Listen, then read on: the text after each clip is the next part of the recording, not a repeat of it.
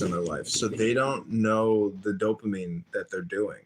And like, if you've ever been in a relationship with somebody who like calls you and texts you like all the time, and it's Yeah. just useless communication, you realize that they don't have Clubhouse, so they're using you to get that dopamine spike off their cell phone. And like, I go along with it, but there's times where you can resent somebody in a personal relationship who's using you or their cell phone for cheap Yeah. dopamine and Yeah. gaining nothing from it. And then you're just like, yeah, you're wasting my time, but like, at least that ass is good, you know?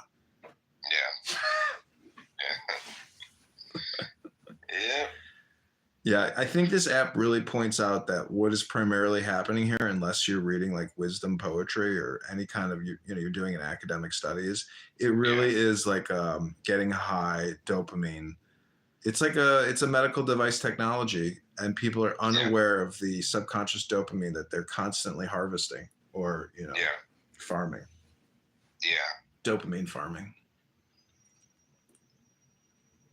Yep. But the worst part is when you're a highly toxic person and you're doing it that way, and then it becomes a shit show for some people, but then for other people, it just like compounds their own problems because then you're involved in imaginary conflicts on a social audio dopamine transfer app. Yeah. Well, like the reason my name right now is Redneck is essentially, I was, I don't know how to put it. I was trolling a troll that kept popping into our room or whatnot. With you know, it was like my buddy's room, and this guy jumps in. He's like from Georgia or whatnot. And he's just so obnoxious, annoying, and stupid, and just like, you know, offensive. Like he was just coming in and being stupid. So basically, to razz him, to troll him for when he was coming into the rooms, and yeah. For now, my name is Redneck. But yeah, it was like my first experience. You know, like when I jumped on to Target, got my, you know, my best friend from high school, Mana from 9th grade. We've been friends. We're still friends, and he got me in the Clubhouse. He's been telling me about it for a few years, and then finally about a month ago, I joined. And my first experience was just like the insanity of just people. I was like, bro, like this is fun. This is fun to you. But then, you know, you get used to it. And of course, being able to just have the contact and communications with, you know, someone that's close to you, who knows who you are, is you know, the pros outdo the cons for me on Clubhouse. And, well, yeah, it's instantaneous talk therapy. It's instantaneous dopamine creation if you want it. But just like real friend relationships in the real world, like these relationships go away and new relationships always come into your life. I mean, people want to hold on to relationships, but I respect and like the friends that want to grow and not be caught in my web of bullshit anymore. And, you know, I respect that. And I think it's healthy to like get better than the person who showed you, you know, the game they're playing. And, you know, you can beat them at their own game by not playing their game. Yeah. Yep. That's basically what it turned to. Is I think either my friend blocked him from the room, or he's come into the room a bunch of times, like the people who were the known trolls. It's like, and then they raise their hands or whatever, and just doesn't let him in. He just ignores them. And it's just, we sit around picking on ukuleles, playing music. And oddly enough, a couple days ago, we got into this room with with another female. I forget her name, Courtney, I think.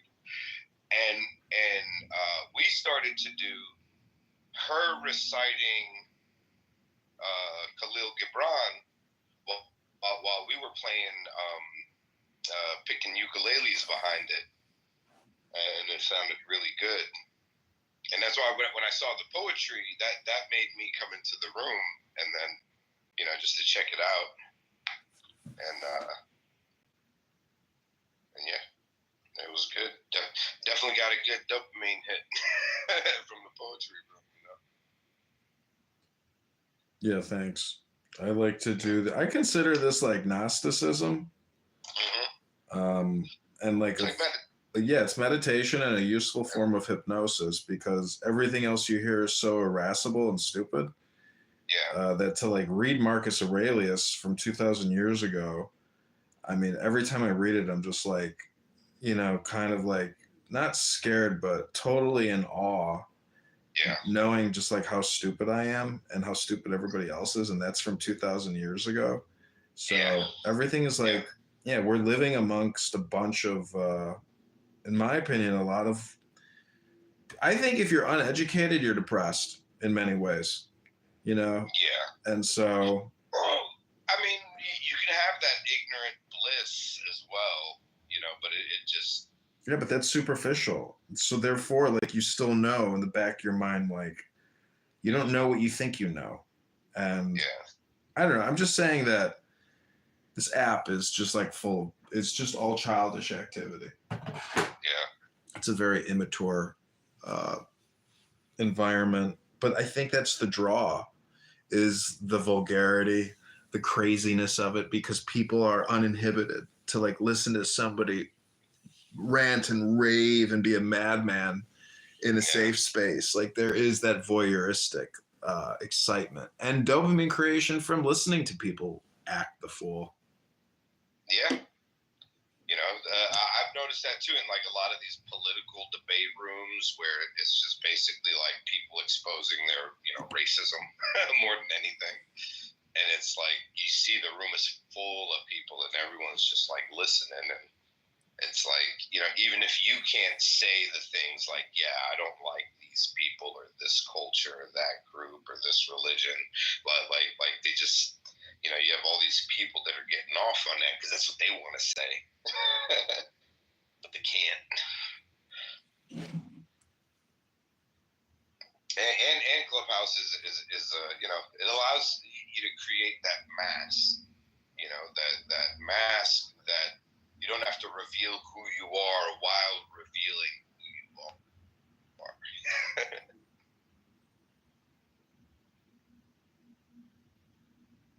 Yeah, the anonymity aspect of it is fun, but I mean, it still doesn't like solve anything. It's just at that point you realize it's for somebody's entertainment.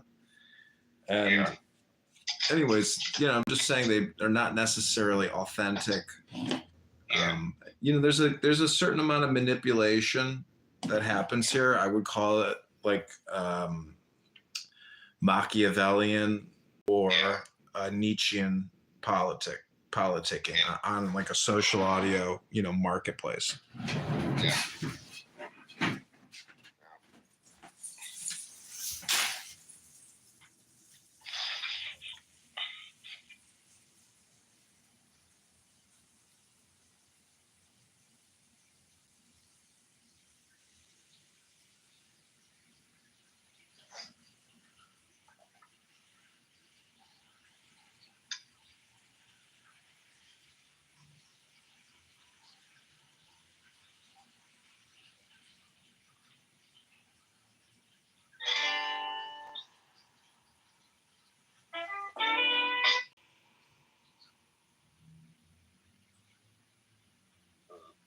Looking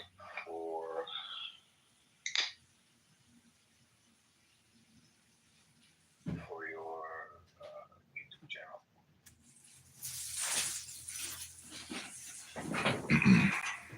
Okay, Brett, I'm gonna head out of here. God bless. Have a great afternoon, and we'll talk soon. Let's read some more poetry. Have fun, man. Okay, take it.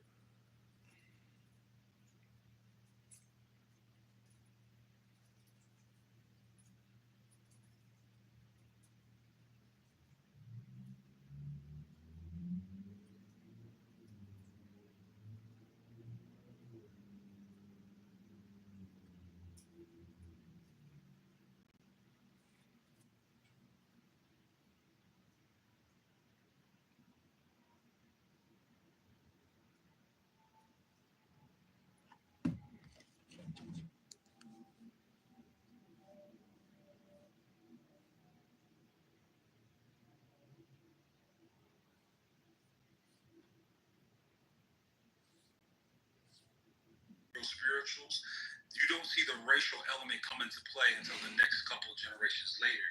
When you get to some of the schools of thought that existed in New York, Philly, Detroit, some of those areas, you have what's called the Marcus Garvey, right? With the Marcus Garvey. African movement. So there's an Israelite, a man who I forget his name, Arnold J. Farrar. And Arnold J. Farrar was actually a black Israelite who not only studied Hebrews and studied with Jews, he actually studied and learned Torah very well in its original language. And so those black Israelites were actually reading and studying with the Jews.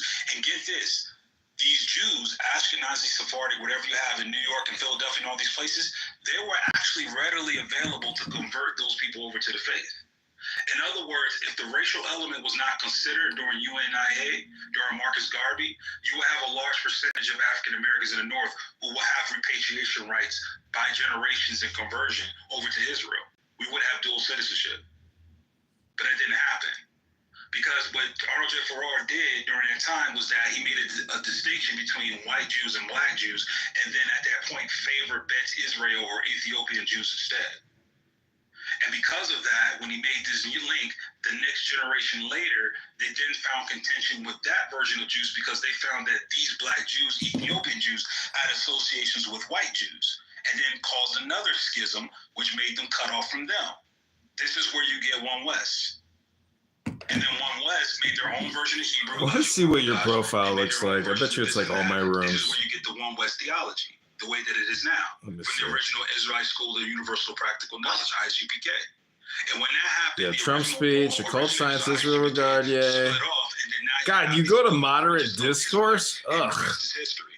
So that's old though. That's from the summer. You got like no rooms in your. You're always in unrecorded rooms. This was a lot of what the Jews was using themselves with, even in the Christian. That's right. Because if you look at Martin Luther King and his march on the Capitol Hill, remember Jews were the ones that actually helped free and build St. Peter. They started that. They helped started that. In fact, Jews were very instrumental in the civil rights movement. And they were with Martin Luther King and all that. There was a link between Jews and blacks. In fact, this is when, you know why, right? I think it's Louis Farrakhan. Who wrote the book that's called The Secret Relationship Between the Blacks and Jews? I think that was Louis Farrakhan. Louis Farrakhan, I know it was Elijah Muhammad. You have to look it up. But it's a book called The Secret Relationship Between the Blacks and Jews. And the NOI were raising criticism of the civil rights movement in regards to the Jews and this, that, and the third. You know, conspiracy and this, that, and the third. So really what Israelites are today is a misguided faction of American blacks that think that they are Israelites by replacement theology and all this other stuff, when early on, the early Israelites, the blacks, actually looked at themselves as a possible tribe of the whole of Jews around the world, associated with Sephardic, Ashkenazi, Yemenite, Limba, Bet Israel, all that. They looked at themselves as a possibility of being part of the diaspora. And some Jews in early America actually considered it because of the slavery claims and everything else like that. That's wild, isn't it? Yeah, absolutely. Yep. So in other words, I was born in Jersey. If that would have persisted, there would have been an element of black Jewry in America, just like in West Africa. There would have been an element of black Jewry. And if you look at the law of repatriation through being a Jew, if you become a Jew, they either allow it if you become a Jew, and it's a long, hard process to actually get citizenship in Israel from that standpoint. 7-10 years or something. Yep, but think about it. If blacks converted to the Jewish faith and had this element of and they had a messianic element too, that they accepted Christ as the Messiah, think about what that would have meant. Now, they might have been denied it, but who knows how history would have played out. if you had it, let's say for instance, Black Americans, a lot of us now that's on Clubhouse when we were born, maybe between the 80s and 90s, right? We either 30, 40 years old, maybe in our 20s. Let's think about it. Let's say we had a couple generations where we were following the Jewish faith. Oh yeah, we would have qualified for it. You basically just kind of described Arlo in a way, though, man. I mean, you know. I'm not sure Arlo's history. I'm not sure what but yeah, I mean, but if he's a Black American, right? Yeah. Okay, but his family been practicing Judaism for some generations, right? Right. And he has rights to the land. He can move there and everything, right? I don't know. I've never asked him that. It's a good question. Okay, he probably can. He probably can. Hey, Ty, there's a guy on stage that's using Prashant's avatar, the Quran guy. You say who? He changed it now, but yeah, he text online. But yeah, if you saw what just happened there, Ty, that would be our literal argument with Reformed. What Nick was about to say right there about, you know.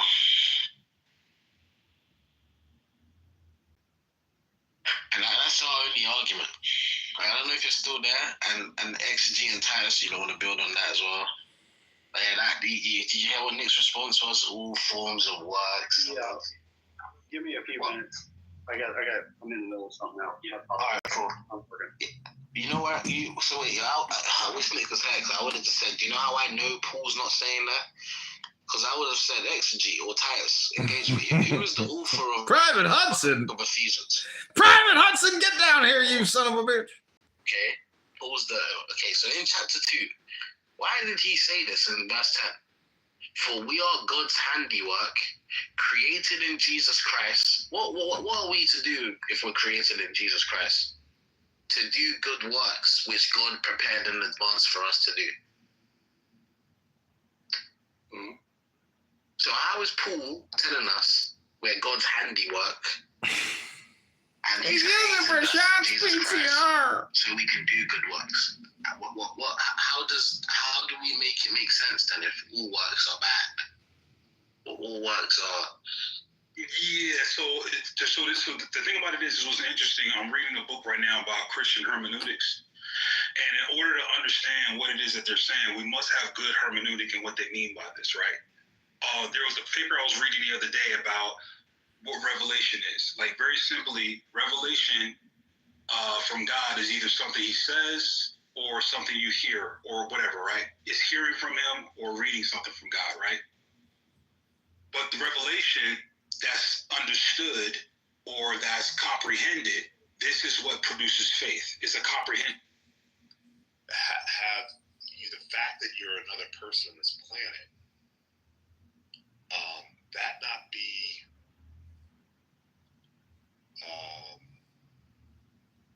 kind of so down on the list that it ends up being problematic, right? Because I'm like, well, I got to look out for my family.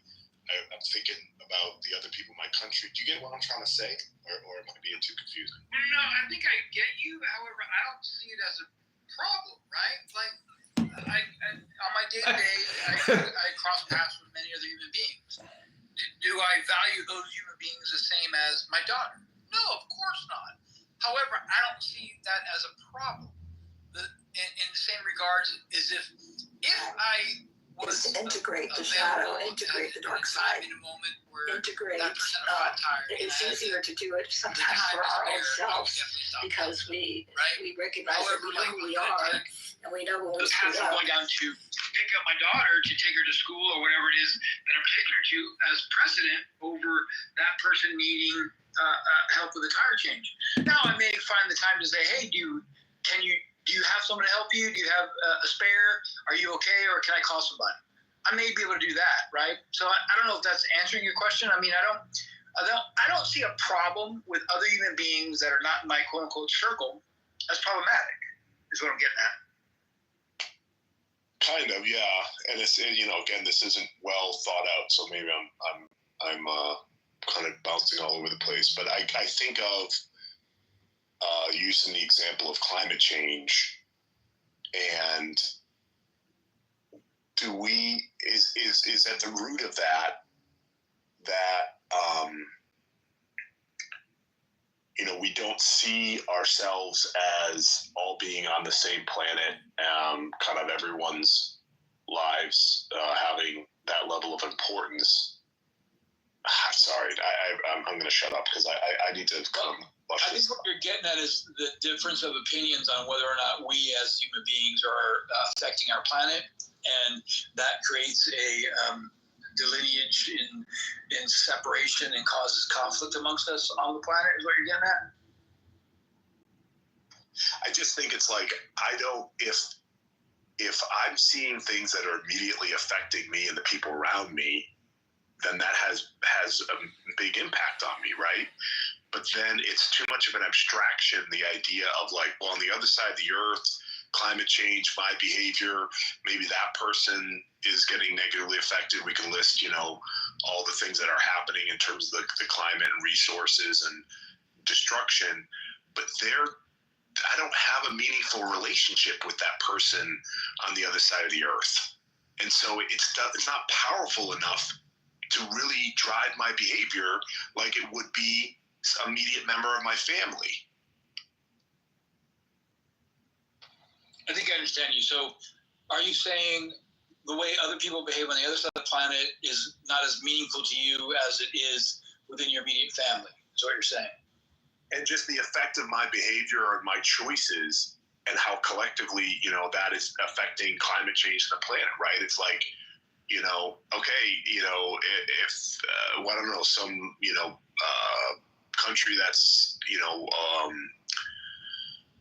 the sea level rise and it's destroying it, or, destroying natural resources, it's affecting them directly, right?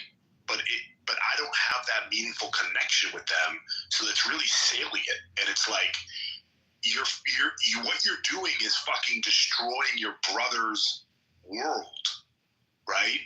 And whereas if I had that connection, I'd be like, I'm not going to do things that I believe are so destructive for my siblings and my kids, right? But it's I don't have that connection. Sorry if I'm being confusing. Yeah, but I think we kind of do, though. If we are knowledgeable of what we do affects the planet as its entirety, and the results of our actions are affecting those who are living in an area to where they're going to have to relocate because of what the cause of climate change has done, has ruined their land. So then it does come to my thoughts that like, oh, I'm aware of this action is detrimental to not just me, but other people on the other side of the planet. So yeah, I don't view them as my circle in my family and friends. However, they are in the circle of our tribe as human beings. So like the same I would hope for them to think their actions are affecting everybody else, even on the other side of the planet. You know what I'm saying? I get you too, though. Yeah, I mean, it's tough though, because I'm just not seeing it, I guess. I'm just looking at human behavior and kind of what we're doing collectively and the decisions that are being made at various levels, right, in terms of the use of resources and the emissions, et cetera, et cetera. And if by and large what you were saying was true, then I would think that we would be making largely different decisions, but we're just not. And I think we're operating very much on these limited tribes, right? And it's like, you think in terms of your family and this country's looking out for them, themselves, and it's kind of pitted against each other, and these corporations are looking out for their interest, and that supersedes any kind of notion of human level values. I don't know. Anyways, I appreciate exploring with me.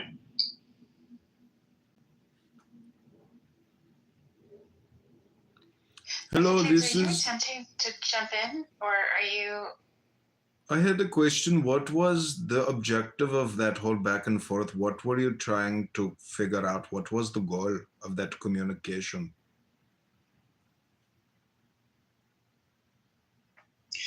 I think it stemmed from like from my perspective, we don't need something fictional to create a good tribe for us to adhere to and live life in the positive goal of promoting well-being for all and all in which we share together, right? Like our planet and society as a whole. Because it was stemmed off of like the necessity for things that are fictional for it to create a tribe, so to say, to follow a goal. Would you consider ritual ceremonies fictional activities? I think Christina wanted to say something. What do you want to say, Christina? Two things. If we're looking at currency and this piece of paper or this piece of metal having meaning, right, that's a fiction, right? If you look at data that's been measured, those data points are meaningless without a narrative or a fiction to make sense of and interpret what that data is. And it may or may not be quote unquote accurate because we are constantly learning and taking in new data and processing it and making more narratives, right? And each one of those quote unquote conclusions or narratives or fictions are then interwoven with all of the other narratives that we have about ourselves, the universe, etc. Like there's so much interwoven narratives that and there a lot of them are fictions. I don't know of any that are necessarily quote unquote truth. Like what even is that? Data points are measurable things, yes, meaningless without a narrative, and that narrative then it becomes interpretive and is interwoven with other narratives, so it becomes a fiction, right? Even though there are threads of truth to it. So I don't know that it's possible that just running with the analogy of currency, right, as being a fiction, I don't know that it's possible that humans can perceive, make sense of, or move through the world without these things. I mean, if it's possible, can you give me an example? Because I would love to be able to like dissect that and see if it fits for me. Yeah, I don't have any examples either. That's what I was wondering about it. You could say yoga would be an example. That means you're not using words. I don't understand how this yoga is It's a wordless state. You're just using your body to stretch and to breathe. No words are required. Fat ass bitch.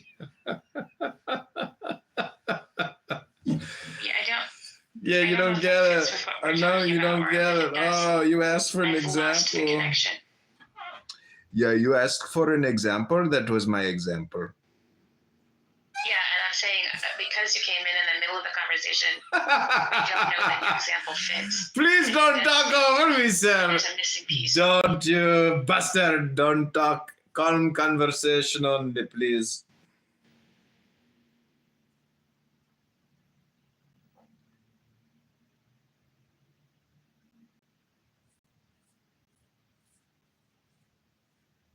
There's some bigots on this app. They do not like fake Indians, fake Muslims.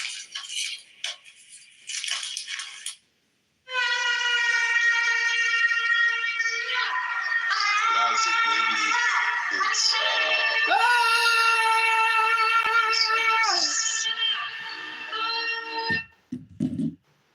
having the perspective that you want to move. It's like only a matter of seconds before they kick me. What is real, and even if we can't necessarily get there 100%, that's kind of your opinion, how you perceive things and navigate the world, and as opposed to kind of further on down the spectrum of living in greater and greater abstraction. I just feel like it's not all exactly equal, even if you can't say, well, this is absolutely true, and you're in direct contact with reality, etc. I don't think that's true, but I also don't think it's to say like that everyone is equally in touch with reality. And I mean, just from my lived experience, it seems like some people very much are living in great degrees of fantasy. Push back if you disagree with that, but I guess that's what I'm trying to get at, is like how to,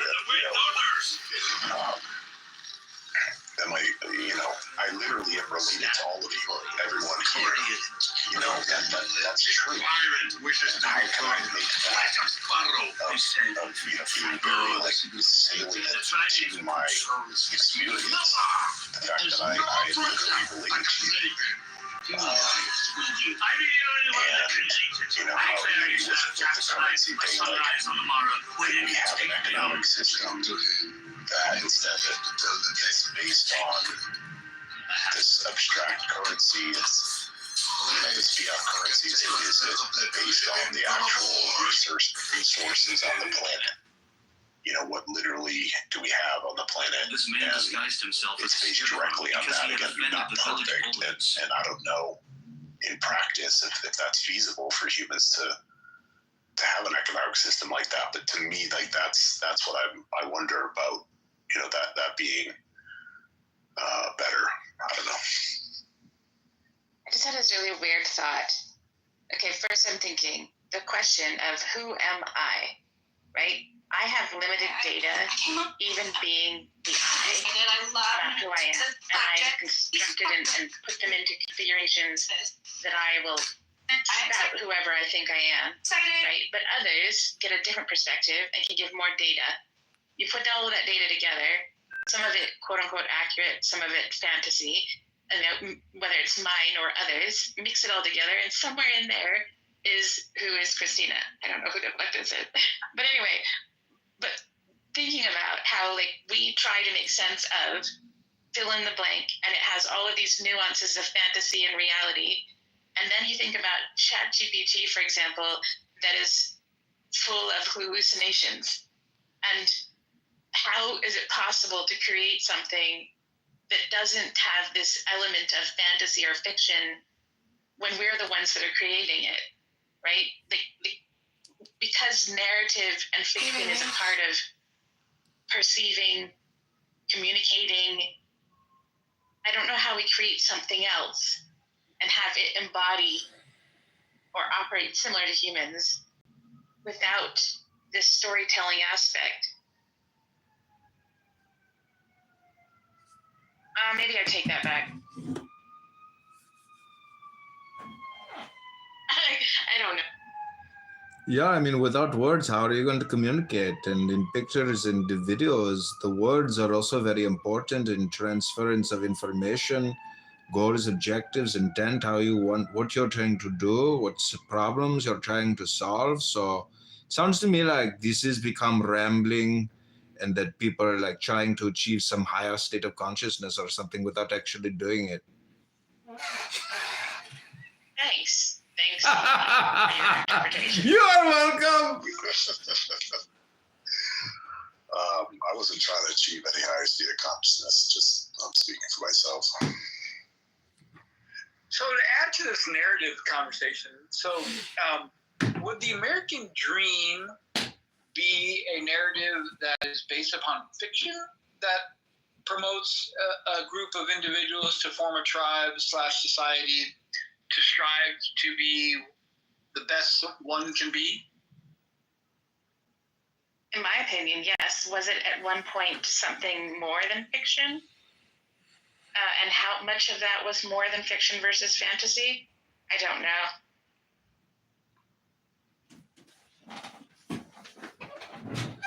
So I think I'm having a hard time grasping. What makes that fiction, the American dream?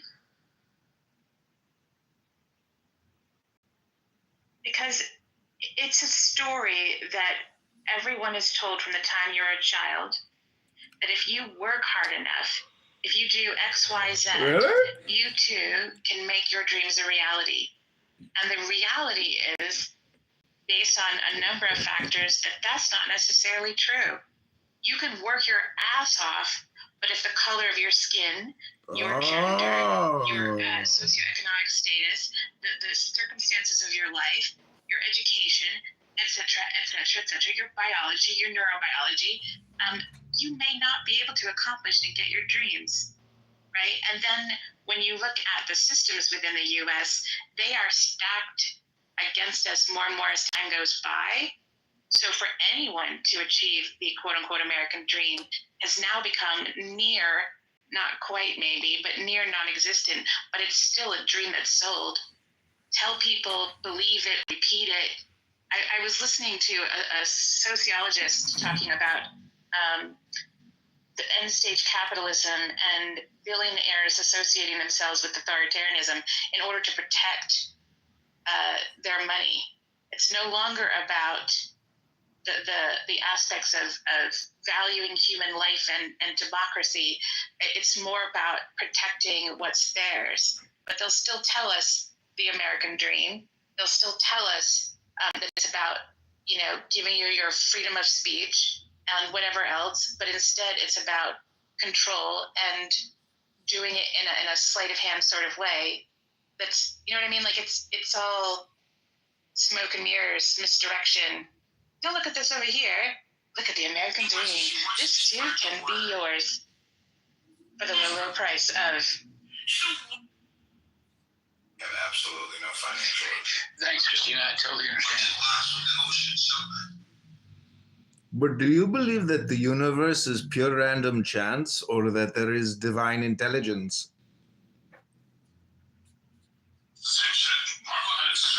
You're in a room full of atheists.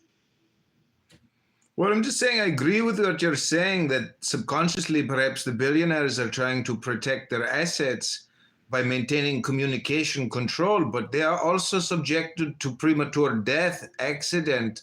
So I'm just saying that, no one knows the future and that it's best just to not have opinions. Not have an opinion is to not take a stance or to be able to be aware of or to make decisions about. I would rather have a stance that I fall flat on my face, whatever, and have to modify it than not take a stance. All these conversations. Yeah, to say don't have an opinion is like say stop living. Basically, it's like that's what life is all about. Looking at things, being opinionated about it, thinking about it, having your opinion. It's like Shove Kabbalah and the tarot into your. Wow, that's a pretty powerful thing to say. Don't have an opinion on something. Well, the concept is the more you think, the more you speak, the further from the truth you're going to get. Meaning that you are the truth, not Elon Musk or Mark Zuckerberg. You, as yourself, are the real truth. Are you a fan of A Course in Miracles by chance? I love that book. Yeah, it's better than the Quran, right? Please don't insult my holy book. Do not talk about my prophet's book. Don't do it. Leave my prophet alone. Leave my religion alone. You are a bigot and Islamophobic. You're a racist. That was a long list. Can I read something real quick? It's fairly short. You guys probably have heard it before. It's just I made me think of it. Okay, so here I go. Look again at that dot. That's here. That's home. That's us. On it is everyone you love, everyone you know, everyone you have ever heard of, every human being who ever was, lived out their lives, the aggregate of our joy and suffering, thousands of confident religions, ideologies, and economic doctrines, every hunter and forager, every hero and coward, every creator and destroyer of civilization, every king and peasant, every young couple in love, every mother and father, every hopeful child, inventor and explorer, every teacher of morals, every corrupt politician, every superstar, every supreme leader, every saint and sinner in the history of our species live there, on a mote of dust suspended in a sunbeam. Awesome.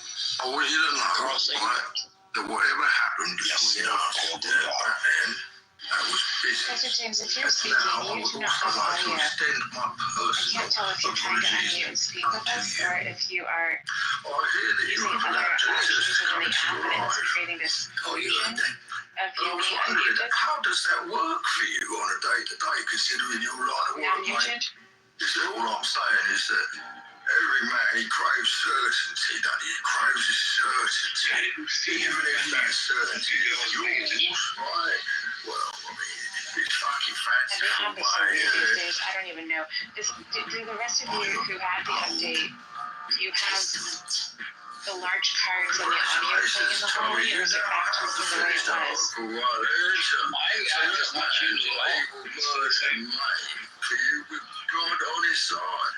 Yeah. I want to let him go. That's the same. I feel like left out. I don't know why I'm not good enough for the updates. Sometimes kindness is not flirting. Oh, thank your lucky stars you didn't. Attention is not love.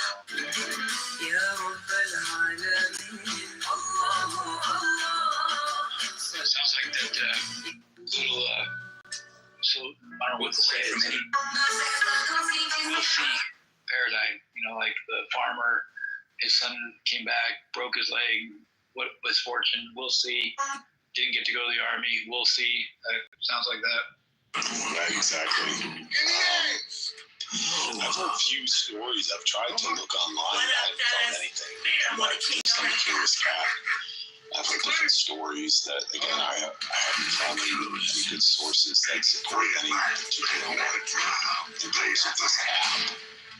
And the government requests that he does not leave the country, and we're serious about that. The funding and the revenue. You guys ever curious about it? Have you ever found anything that you felt like your confident actually explains the Clubhouse business and it stands today? I've heard people say that it's not earning any profit at all. It's losing investment. You know, if it was designed for the breadth and depth of how humans operate from a psychological, neurobiological, sociological perspective, rather than how it was brain fart. So I just call him Jazz Hands because he always sounds like he's entering a stage with Jazz Hands. The dude who's co-founder, he seems to create this platform how he thinks that humans should operate in a social setting, i.e. a party, when he is an individual, and how he does it is not how I'll do it. And like, if he designed, I remember listening to someone who used to work at Twitter talk about how they designed the app in such a different way that it wasn't about specializing it down to the T of how to use this app. It was creating it so that it had like well operating functionality, but then the humans could create it and use it how they wanted to. That I would pay for to be on this platform. Like, minimal, nominal fee per month perhaps, but like this though, shoehorning me into how Jazz Hand wants to do this? No, absolutely not.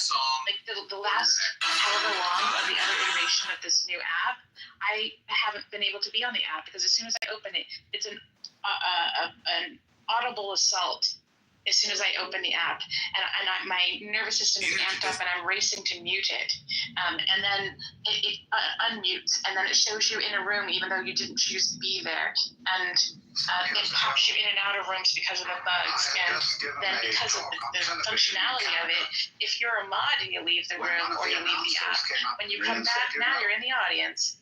And if the other mod isn't available, well, then the whole room is fucked, right? So like some of the decisions that were made philosophically, technologically, sociologically, etc., do not make sense. Sorry, that's my little rant for the day. No, this is good. I mean, I'm with you, and to respond to what JCC was saying, again, that I'm not a conspiracy theorist, whatsoever. But again, I'm curious. Okay, if this thing's not making money, if it's losing money, why does it still even exist? Right? I mean, there's some charitable individuals that are paying the bills. Any thoughts on that? Like, why hasn't Clubhouse shut down? What's keeping it going? I think I read an article a year or two ago that, like, when a bunch of the staff or the employees left, I think was maybe around the same time they received a huge influx of venture capitalism, and the direction that they wanted to take the app was not the direction that the rest of the employees were in alignment with. But don't quote me on any of that. And so, like, I know there was a huge influx of money, and it would set them up for at least a couple of years. At least that's how it was presented. But I don't remember when that was, and I don't know exactly, like, logistically how that plays out. That's interesting. One other thing to respond with you, Christina, I can relate somewhat in terms of the effects on the nervous system, and we got to be kind of conscious of that, right? And so related to what you were saying, I've wondered about, and if you have any thoughts on, okay, so if Clubhouse is not where you want to go, because you're seeing, you're on here, you see some value to it, but if the downsides are so great, I mean, is there any other alternatives? I'm not aware of anything that kind of has a similar type of, audio-based, get into a room and discuss topics. Are you? Yes and no. So I've been a part of social audio apps since 2015. And they've taken different iterations. I've chosen to take a celebrate it while I have it, but be prepared for it to be lost mentality, because it's this grieving process that, like, it adds so much value to my life, and then inevitably it goes away. So there is another app that was created by people who used to be a part of Clubhouse. I don't know if they were just users or if they were staff. And they created an app called Chatter. Hello, friends. And it's been around for a few months now. I think you need an invitation code to get on, but I've heard some people having difficulties of actually getting the login process to work properly. I can't use it yet based on how my brain works. It's there's not easily accessible information online about some of the logistics. But you have to go into one of their live rooms to get questions answered, but you can't listen from the audience. You have to join the stage, then you can hear. Otherwise, it's silent in the audience. And at that point, I'm not throwing myself into the middle of chaos and to be assaulted with, Christina, oh yes, I should be joining. Fuck off, thank you very much. I want to be like a flower, like a wallflower. They just like ease into the space, check the temperature, and decide whether I want to be here or not. But do not, anyway, it's out there, like, to each their own. Maybe others will find a different experience. There's also asynchronous platforms. One that I currently use is branching out in that they are, it's basically you do like a maximum 5 minutes. They're going to up it soon, but 5 minutes recording, and then people can reply to it. And you'll be able to pay a minimal monthly fee, and then they will then start to push those initial 5-minute recordings. It'll be longer at that point, out to Spotify and other platforms. So, like, because I've been on the platform since 2020, they've grandfathered me in a little bit, so I am being pushed out to Spotify now. But you can reply audibly on the platform itself as well. whether it takes off or not, I don't know. Like, it's been around for, like I said, several years now, but it hasn't taken off necessarily.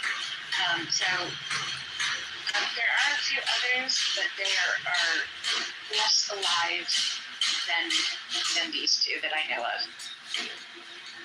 Well, thank you. Yeah, I try. We'll check out both of them.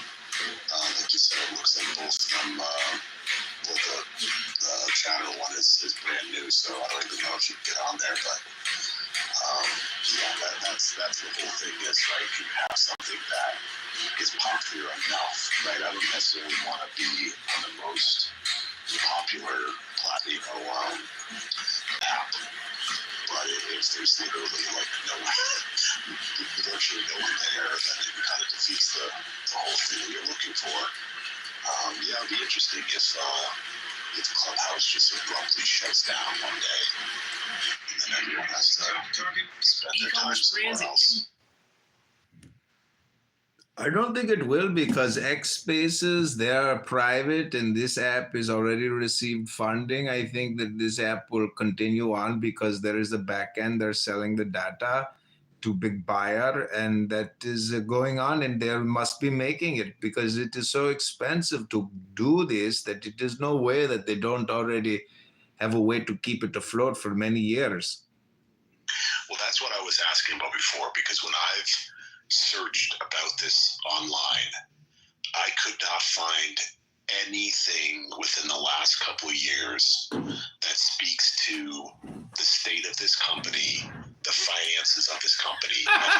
Somebody knows it's me. As to, oh, they're selling our data, XYZ. People throw that around, but I don't see any news articles. I don't see anything that actually supports that. So that's yes, why I saw the link. They're selling it to the major data buyers. I already saw the article. Where it was in the chat? I'll post it. Give me 2 minutes. I'll find it. All right, thank you. Dude, he is so good at this.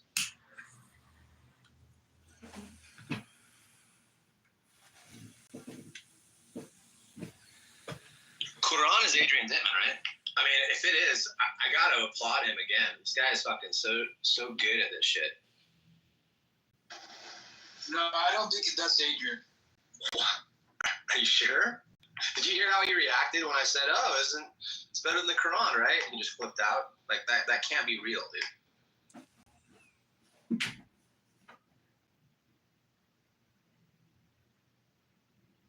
Look at the houses and stuff he has in his profile. Like look at how it works. Look at who it's associated with. Look how it works.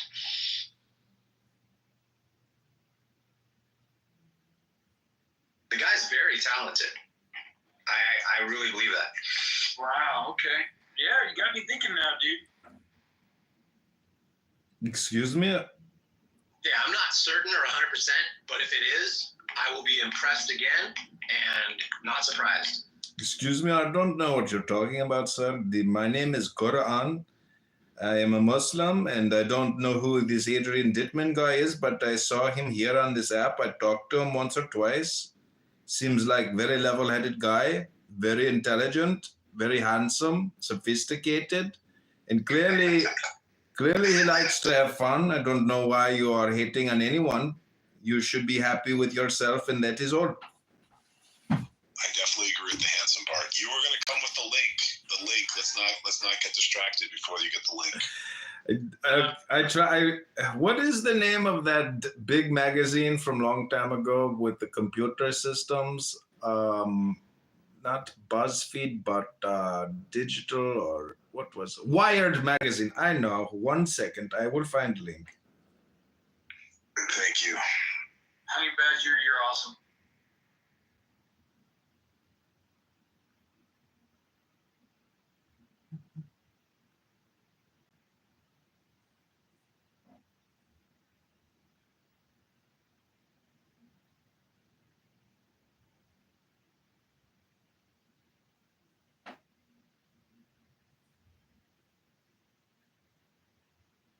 Yes, it is called Axiom. I'm posting link now.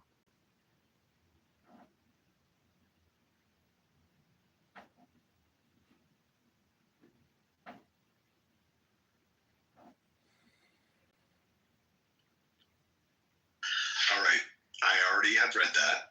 I do appreciate the effort. Do you see that that is dated from 2021? All of the news around Clubhouse is from 2021. That's when it was getting coverage. That's when they were talking about it. That's when they were talking about the business. This is from 2021. I know, I posted the one from 2024. Since you've got problem with ears, I think you got problem with your ears. The point is, it is the governments in big cloud just buying anything they can buy. And it's like your government and your taxpayers are paying for you to even be here. Get with it, man. This article is not about Clubhouse, but anyways. I know, it's not going to be about Clubhouse. The point is, Paul and the founders of this app, they know who the big data buyers are. They got sweetheart deals. You're not in the in crowd. You're a loser. You don't make any money. You don't know what the fuck these rich people are doing with you and your stupid pontifications about nothingisms. The point is, the taxpayer is paying for you to be here. You know it. I know it. There's no ads. So that means that your bullshit's getting bought by a bunch of bullshit. Thankfully, otherwise you wouldn't be able to bullshit like the way you've been bullshitting, and you'd have to go to X to get the dopamine that clearly you want to get here, but you know, the dopamine's not as good over there for you. Assalamu alaikum. Walaikum assalam. I am the glorious Quran.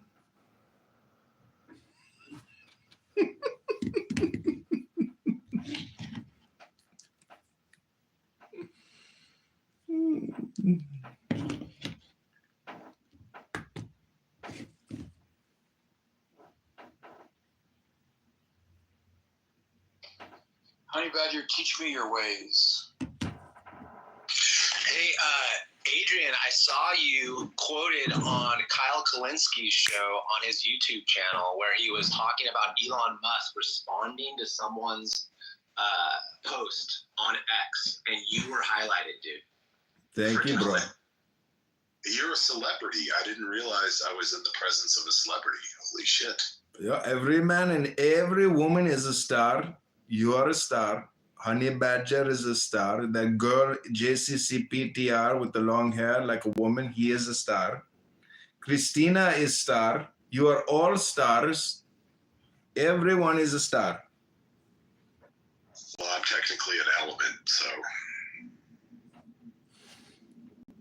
You're part of the periodic table. Like, do you even know how many elements there are in the table?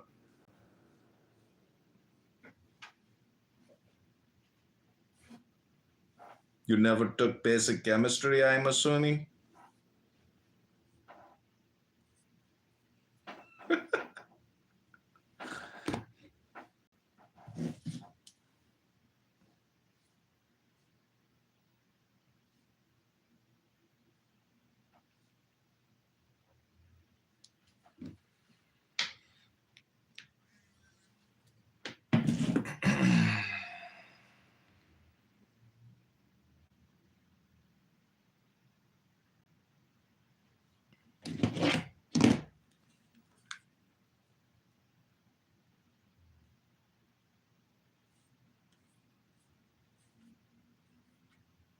Yeah, that was weird, man, because I don't really watch YouTube shows. I just listen with my headset, walk around and do real life. And I was listening to Kyle, and then I just happened to be looking at my hand and checking him out and watching as he spoke. And there you are, dude, on his screen. I'm like, Adrian Dittman, why is this familiar? Because it was out of place, right? I'm like, holy fuck, Kyle is actually showing a text exchange between Elon Musk and Adrian Dittman. It's fucking hilarious, dude. Yes, I hear this Adrian Dittman guy is very controversial, and that he says a lot of off the cuff hot takes and all kinds of, you know, geopolitical problems as well as like cultural problems. And, you know, I don't know what the future is going to hold, but go to adriandittman.com and I'm sure you can see a lot of videos of Adrian talking about ketamine usage, LSD, smoking marijuana, And he is the CEO of SpaceX and Tesla. Like, that's $1 trillion worth of market capitalization to let such irascible, immature man ignore his family every night and talk for 5 hours about bullshit. You know, he's no father. He has no husband. This Elon Musk, Adrian Dittman guy, he's bad news for America. And I think everyone knows he's not the best video gamer in the world. Clearly, there are other people who can play video games better than him. He's an old, fat, white guy from Germany.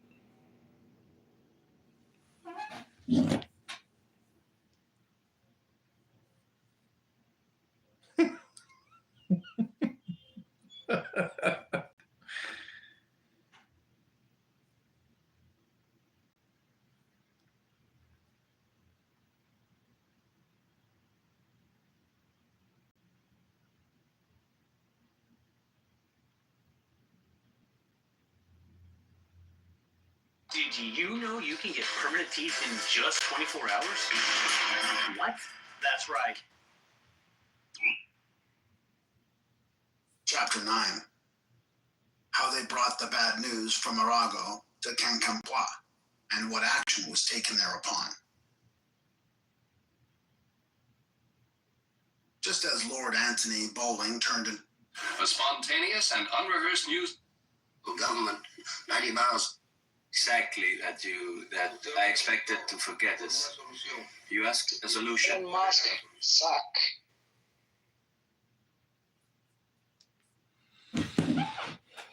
But like, why do you have an opinion? I mean, you know, you are the truth. Your opinion is not the truth. It's like your nose. Everyone's got one. Okay. Can you moderate your room next time? Why don't you start your own room and be your own moderator, and then you can have all the satisfaction of the dopamine that you want. I have work. I have something to do, man. You have work. Don't you clean toilets at the Mecca, at the mosque in Mecca? I thought you clean the toilets for the tourists that come and poop while they worship Allah on the big black stone and rotate around in a circle for a couple I days. spend my time here in Clubhouse. No, I thought you cleaner in Mecca. You clean the toilets from all the masjid poop. No. Clubhouse is better. Oh, you came here to clean the toilet out of the atheist voice room by teaching them the truth of our Prophet Allah and Muhammad. You don't ever read Quran. Why don't you read Quran on this app, Phoenix? You're too busy working at the Mecca, cleaning the toilets from all the Hajj people.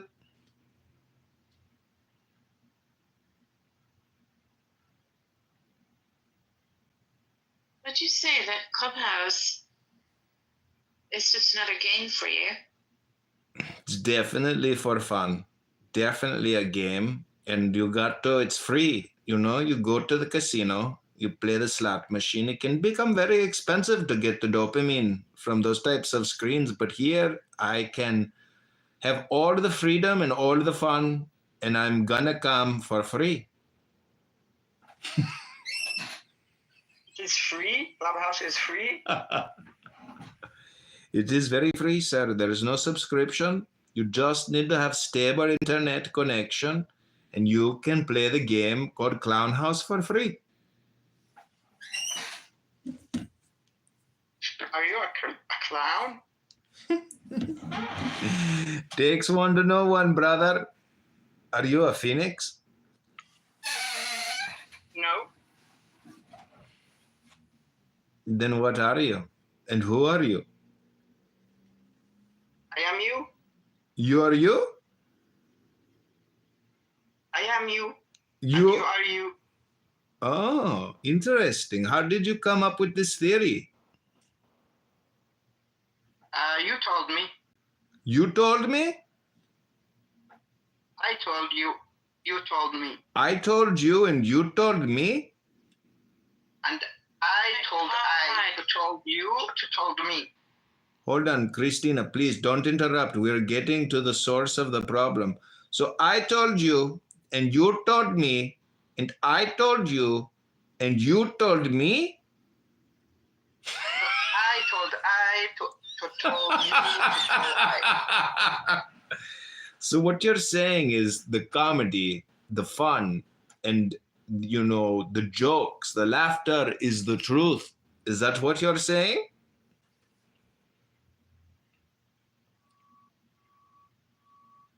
I told you to tell I. Please, honey, keep the conversation.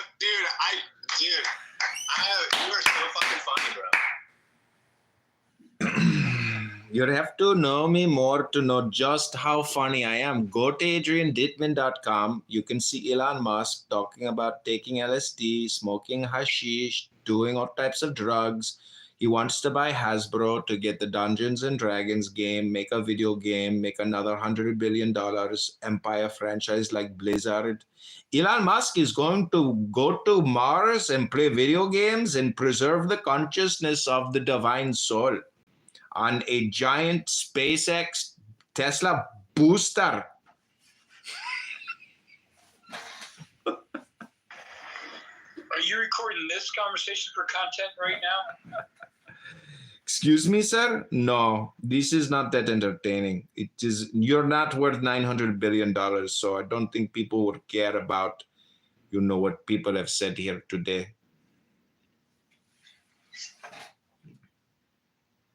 Later, I want you to help me. I want you to voice coach me and just tell me how to focus on the basic intonations and mouth forms to get some of this shit down, dude, because you're really good at this stuff, honestly. Well, I am 42 and I have been speaking and bullshitting for a long time. It takes a long time to come up with the voices, but soon you will have a new identity. Just like me, I will show you the way. Phoenix can maybe teach you something, and JCC, I don't know what he actually believes. I think he's just like a trans, hermaphrodite or something, believing in all kinds of, atheisms. Is there different forms of atheism? Hermaphrodite? What is that? ACC are hermaphrodites? I'm not playing with the Adrian games. So that had me laughing out loud. No, it's true. He used to call himself Carletta. He went by the name Carletta for a long time. Everyone thought he was trans, but he is actually just a man. I didn't even know he has child. I thought he was. Did you give birth to? Oh, I see. I haven't changed my name. Carletta is still my name. So your name is. Oh. Well, let us have a calm conversation. Don't anyone get excited. No one's excited. Good. I'm so happy now. Good.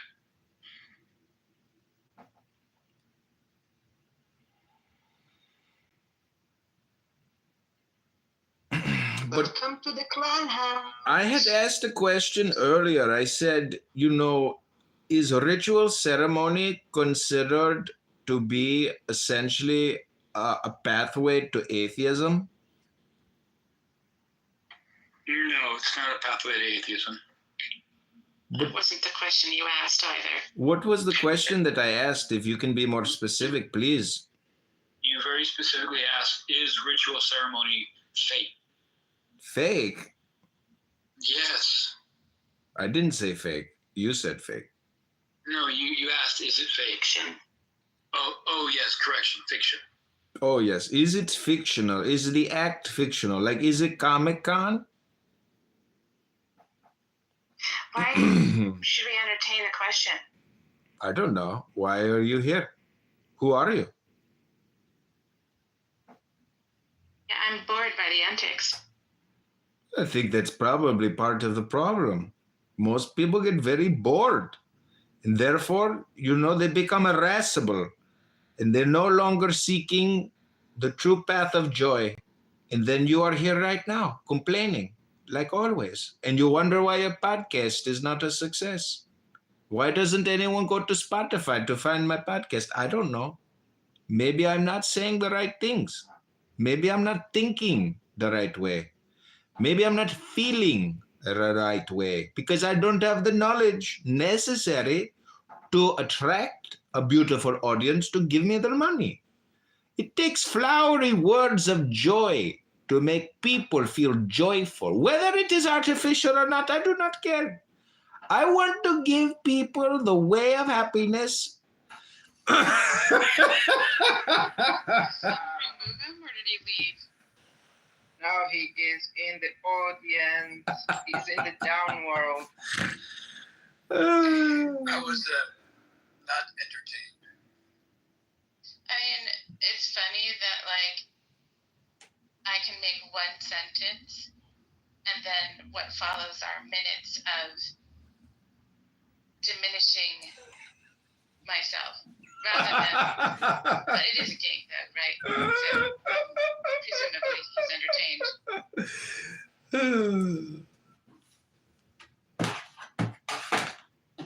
I agree with him that it's that it's a game. Not entirely, but it is.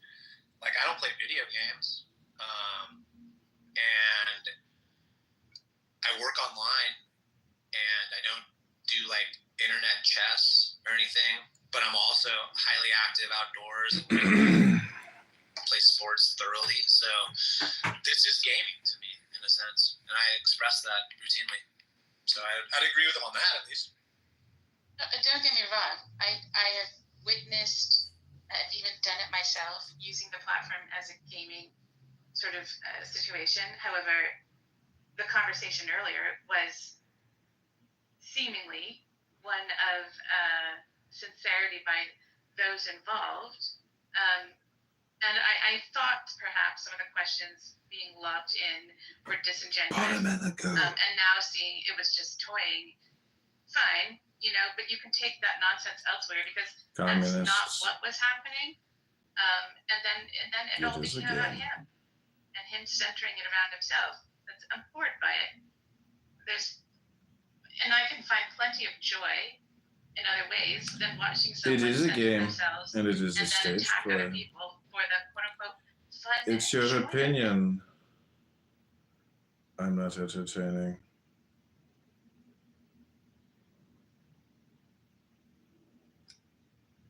Of course, yeah. And I mean, most of the time I let him ramble too, and I engage with him. And then when he starts going off for minutes at a time, I just usually move to the audience too.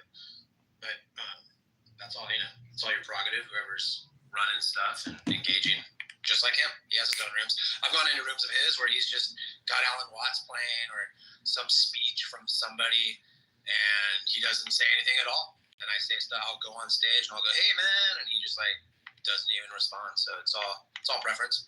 He knows it's all fair. Sure. I think what I find annoying is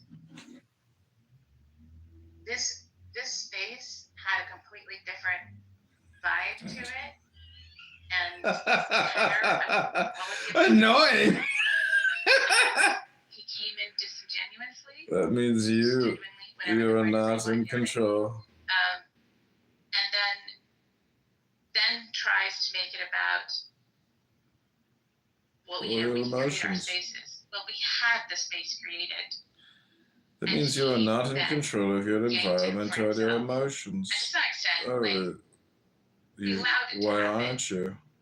but on the other hand, Why aren't you in control of the way you feel? Carletta, that you moved him. On the other hand, he seems to have an intriguing mind. Why aren't you in control of the way you feel? Further conversations, if they were genuine, but you know, if not.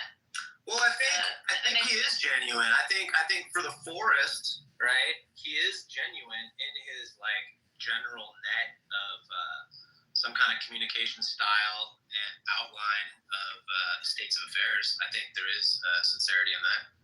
I'm not a big enough fan on Spotify or on his X or whatever, or listening to him in his own rooms to understand exactly what that is necessarily. But on some levels, I agree with what he says. It gets me thinking, and I think he is sincere on levels that maybe you're not. Maybe, I don't know. You know, I just think that personally he is sincere on levels.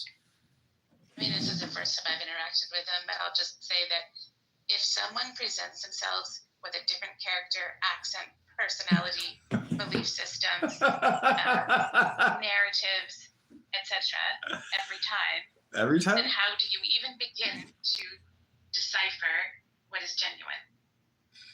Well, like you could as a mod, if you wanted to. Every time? Let's get, because I've been in rooms where Adrian's speaking freely and sincerely and reciprocatively with interlocutors on stage, and he's a smart, sharp dude. So I guess you just have to ask him directly in the moment, what's going on? I did.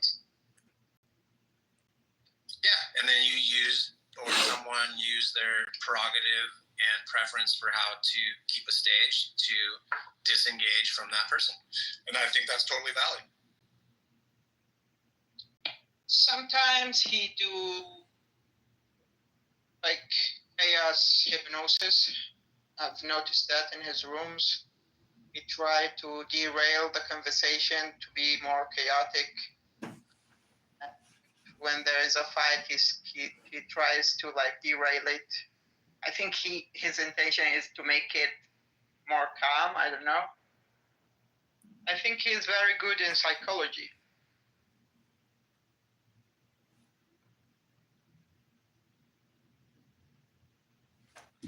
And also he is playing with mystery, which is. Is he kind of like a djinn, you think, Phoenix? I think he's allowing things to I think he is allowing certain states of mind to overtake him, but I think he is in control. Do you believe jinns are at all involved? Sorry? Do you believe that jinns are involved to some degree? I don't know. You're not sure about that? Do you know of anyone who is influenced by jinns ever? No, but I think it's a creative way to understand mental health, because our ancestors understood mental health using these kind of terms. So when someone loses control over his body and something else is in control, they will call it like a jinn or something else. Okay, so you think it's how to bring the authentic person back to his body and this kind of it's really interesting. So I don't believe it is a entity. Sorry. You think it's symbolic language, right? Yeah, I think it is symbolic. Yeah, so the references are actually something other than smokeless fire. Like what the actual referent is, the status of someone's mental states, those are actually not smokeless fire. Is that right? I don't know. In the Quran, it says that the jinn were made. You don't know if the mental states are or are not smokeless fire? I don't know.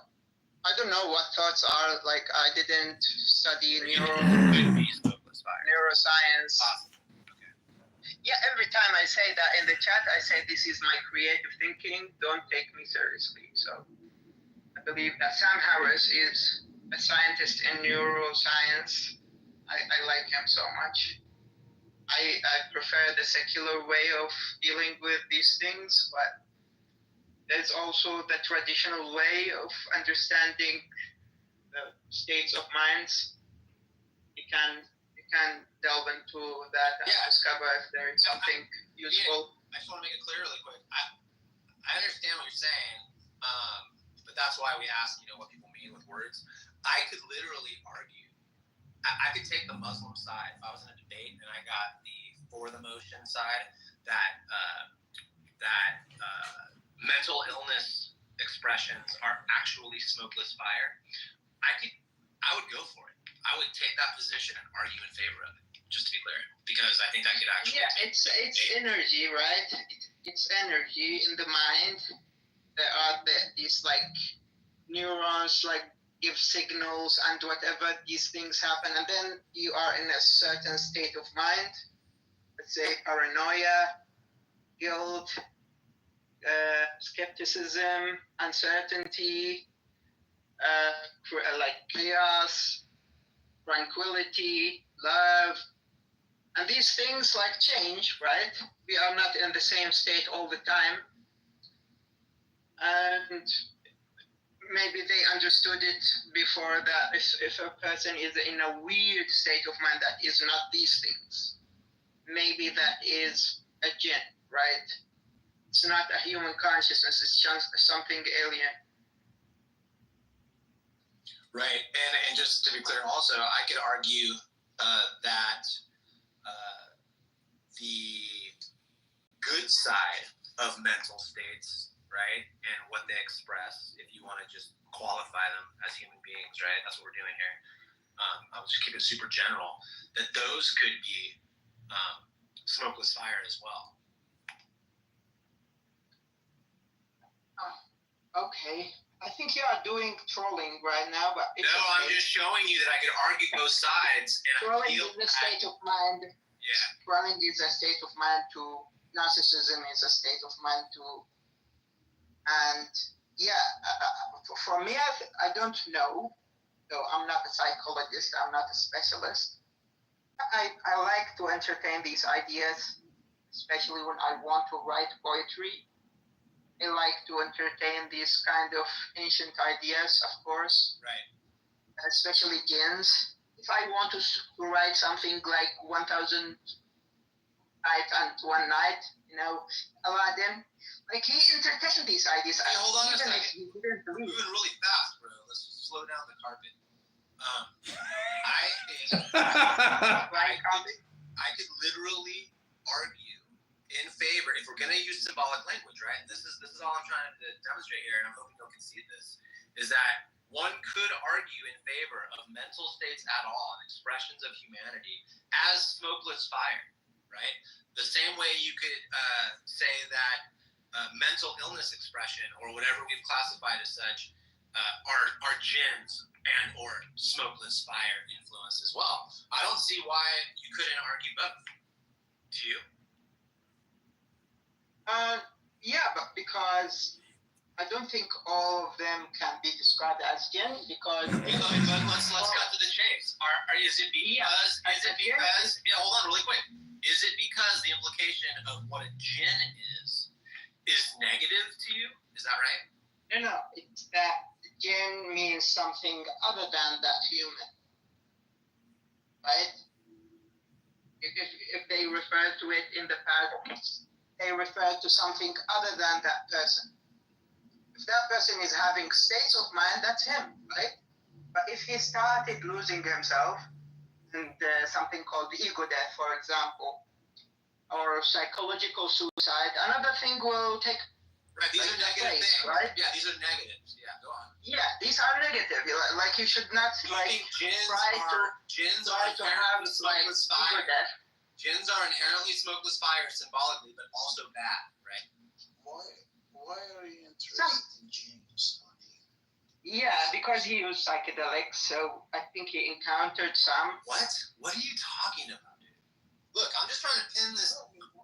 I thought you said that jinns aren't actually things in reality, but they're just like symbolic language to refer to mental states in humans. And we were Luke 2, right? Oh, that's pretty good, man. That's really good work. If you look at Luke 2 is showing when he's 12, right? So it's not talking about the baptism here, right? Because the baptism is afterwards, right? In chapter 3. So what you said earlier is what I'm rejecting. Oh my God, it's her. Come up here, Smiler. Why do you have Ashley's PTR? Because why you have to be a nigger? Wow, you're so sickening. You're a nigger and you're a fucking wetback. Get the fuck out of here, you fucking stupid ass fucking wannabe kite. You would never. I feel so bad for you. Good. You're a nigger at the end of the day. Your parents would not be proud.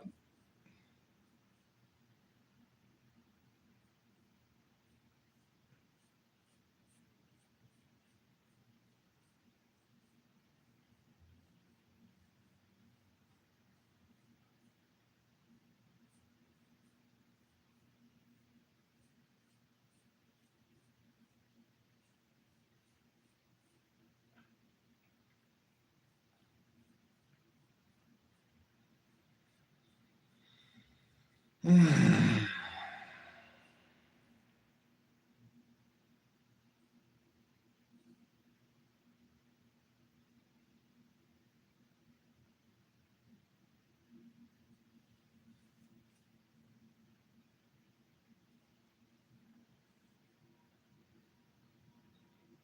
maybe emphasize a couple things. It really is because the North Star happens to lie right on the extended axis of the Earth. It's off by a little, it's off by about half a degree or something, right? But because of that, it's always in the same place in the sky for those of us who are on Earth. It's still high quality and good. And Tiger, maybe you can comment on that. Did you know the chain Welcome, Victoria? You know that grocery store chain? I am not familiar, no. Oh, it's just kind of like basically the lowest grade grocery store in Hong Kong. But even you know, and it looks like a 7-Eleven, the branding. Okay, I was going to say like 7-Eleven was pretty. You are like loyal to. Yeah, that's smart. Yeah. No, but or you could be a dog. I mean, you could also do the double agency and things like that. yeah, we can do that. Yeah, exactly. Like sometimes you work for IRGC, sometimes for Mossad, sometimes for CIA. Dude. Yeah. I mean, there are people.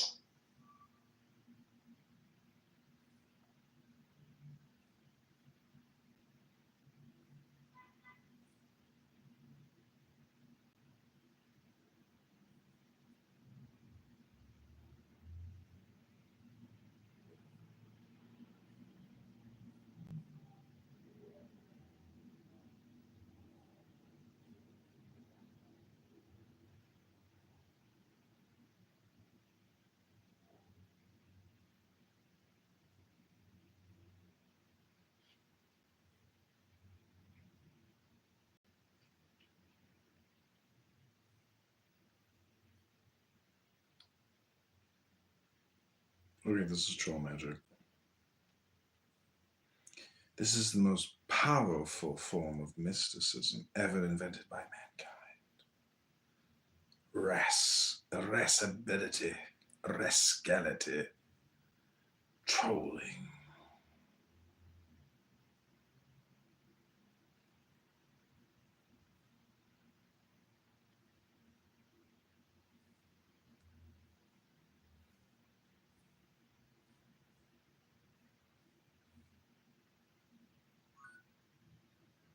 Oh, Soren. Soren fell for the bait. I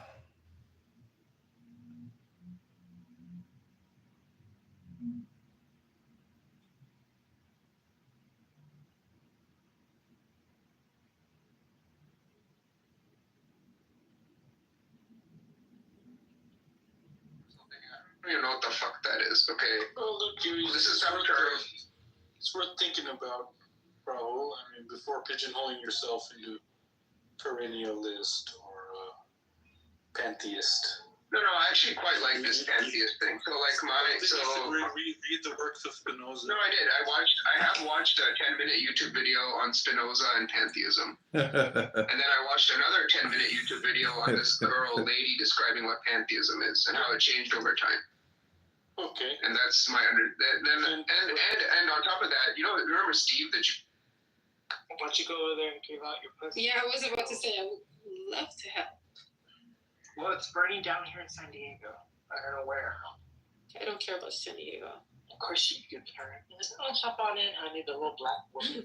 Oh no, that's her dying.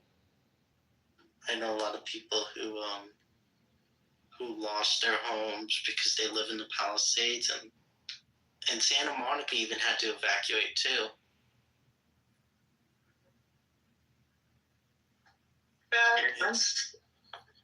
What'd you say? I can see that. Hello, Miss Judy.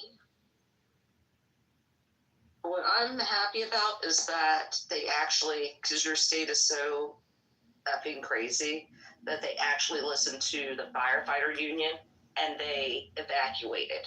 Mandatory, no voluntary, mandatory. Get them out or we aren't coming in, because that causes more problems for the firefighters that come in from all over the country and some from out of the, our country. That I agree with that.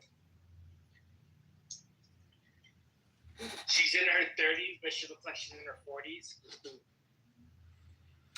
I'm in my 40s and I look like I'm in my 20s. Have to express where you're at this moment. Well, that's what I did, right? I did express what I feel. No, Just express the label. you were a pantheist. You expressed the label. I want And I told you pantheism just means God is everywhere. True, you did do that. But then don't call yourself a pantheist. Just say, I believe that God is everywhere. And that's it. You don't need a label to just practice. Yeah, all is God. Okay, fine. It's Adrian. Hello, Adrian. In Hebrew, or in Yiddish, the expression is alles ist Gott, which is all is God. I mean, how do you is that what pantheism is? That every single object in the universe? Pretty much. Yeah, pretty much. So what's that saying? Is that the universe is light?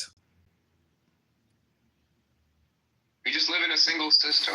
That's all it means. Yeah, but You're part of a single system. but you are an extension, meaning if all is God, you are an extension or part of the I whole. am God as well. Yes, I am God, and you are God, and Morel is God, and Karine is God. I know, but the other expression is that the presence of God is only found where a man and a woman are united. That's also true. Wait a second. Hold on. So would you now say? we're going to go to religion. We're going to go to a philosophy, to a religion. I mean, you could say it's science because it deals with, particle physics, wavelengths, vibrations, energy.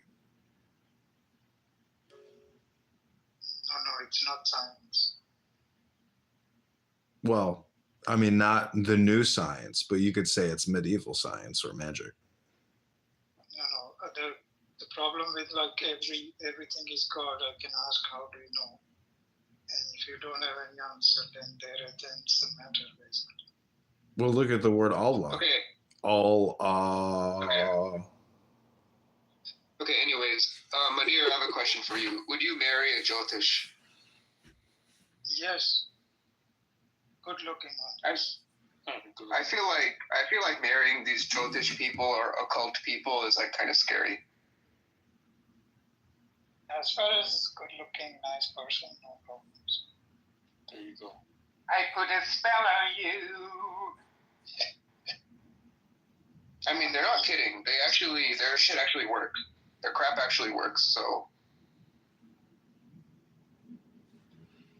Do you live in fear? It's neurolinguistic programming, though. It's like reading poetry. You can say anything in poetry. It doesn't mean it's true.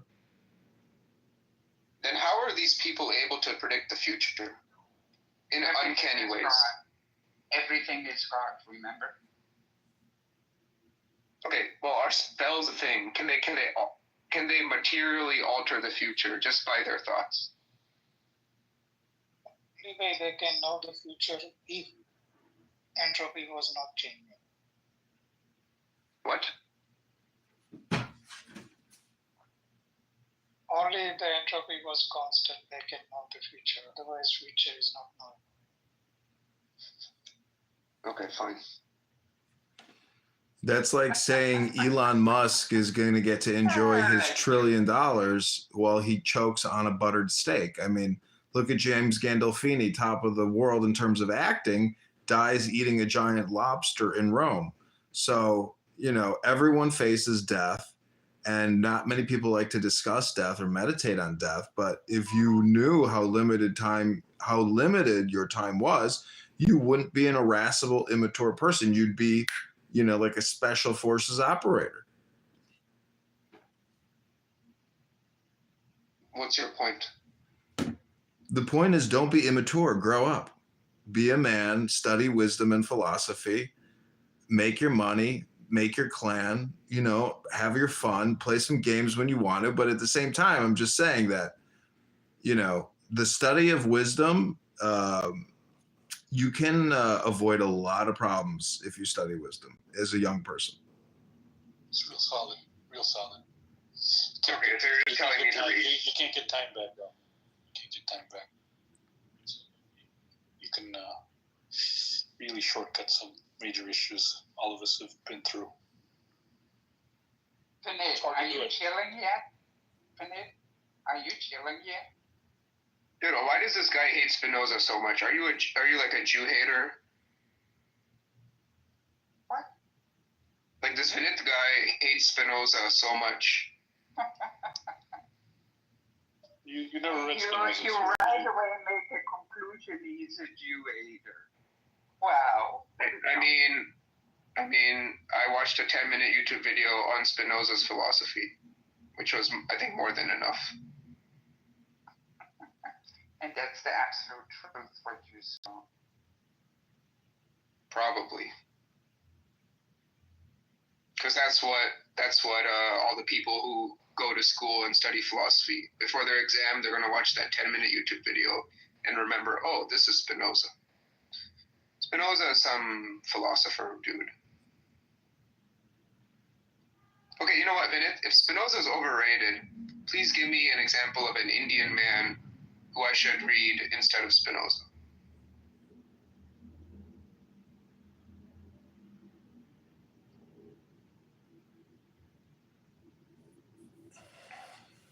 I agree with Vinith.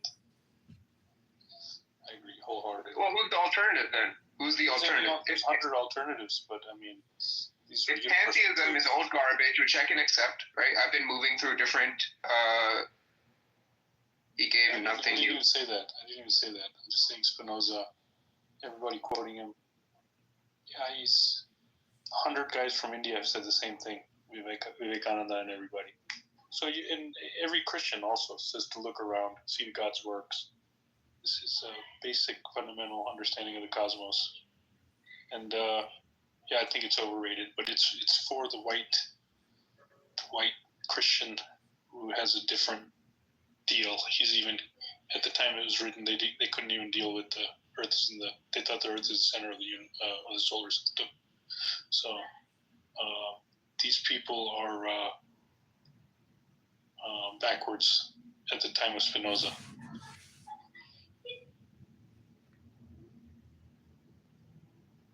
Okay, well then that's fine. I can move on from Spinoza. I can move on from pantheism and move on to, what do you want me to call it? Vedantaism? What's the name? Vinith. Because honestly, Stoicism is also derived garbage from Hinduism. Not really. I mean, I was just reading Marcus Aurelius today. Cynicism, dude. Stoicism's a Hellenistic philosophy that originated from cynicism. It was a cynic that taught the first Stoic. Anyways, there's this. I'm not okay. There are many philosophies in Hinduism which are very clear, from which Stoicism is clearly derived from. So, prove it. I really would go on Google first and find out what being genuine means and start working on that first before you spew more things.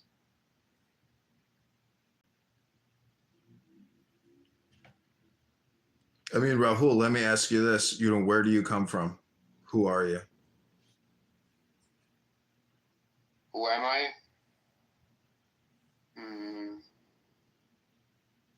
I had an answer to this like 2 days ago, but I forget what I thought then.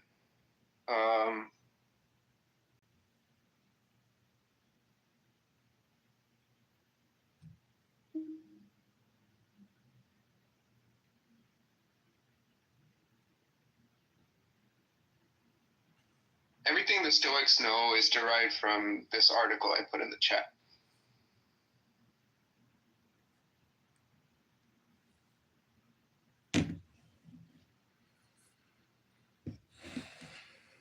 Okay, let me hear you say one maxim or aphorism or something which, is inherently true. I mean, everyone will die. That's the best you got? Yeah, death and taxes. So, I mean, if you invert death and taxes, which is eternity and limitless and taxless, you know, wouldn't that be a much better alternative than death and taxes? So if you really think that you are just death and taxes, again, as a young person, I'm 42 now, I can tell you that I've suffered as a result of lack of wisdom, lack of knowledge, understanding, integrating it into my behaviors, my thinking. And as a result, you know, I'm a singleless, you know, pauper. But I'm just saying that, you know, chances are you're not going to be a singleless pauper. But even if you get married, you can get divorced and then you can become the pauper. So how do you find that divine intelligence to help guide you along a way, which will give you great success, great happiness, fulfillment, and will make you a real man? How will I find divine intelligence? I mean, it's through books. I wouldn't rely on anything else other than books. They're the greatest, you know, off-the-shelf external hard drive and software that you can put into your system. So basically, I use Clubhouse to get hints on what to read, and then I read summaries of those things. So yeah. If you have suggestions, I'll read summaries of the things you want me to read.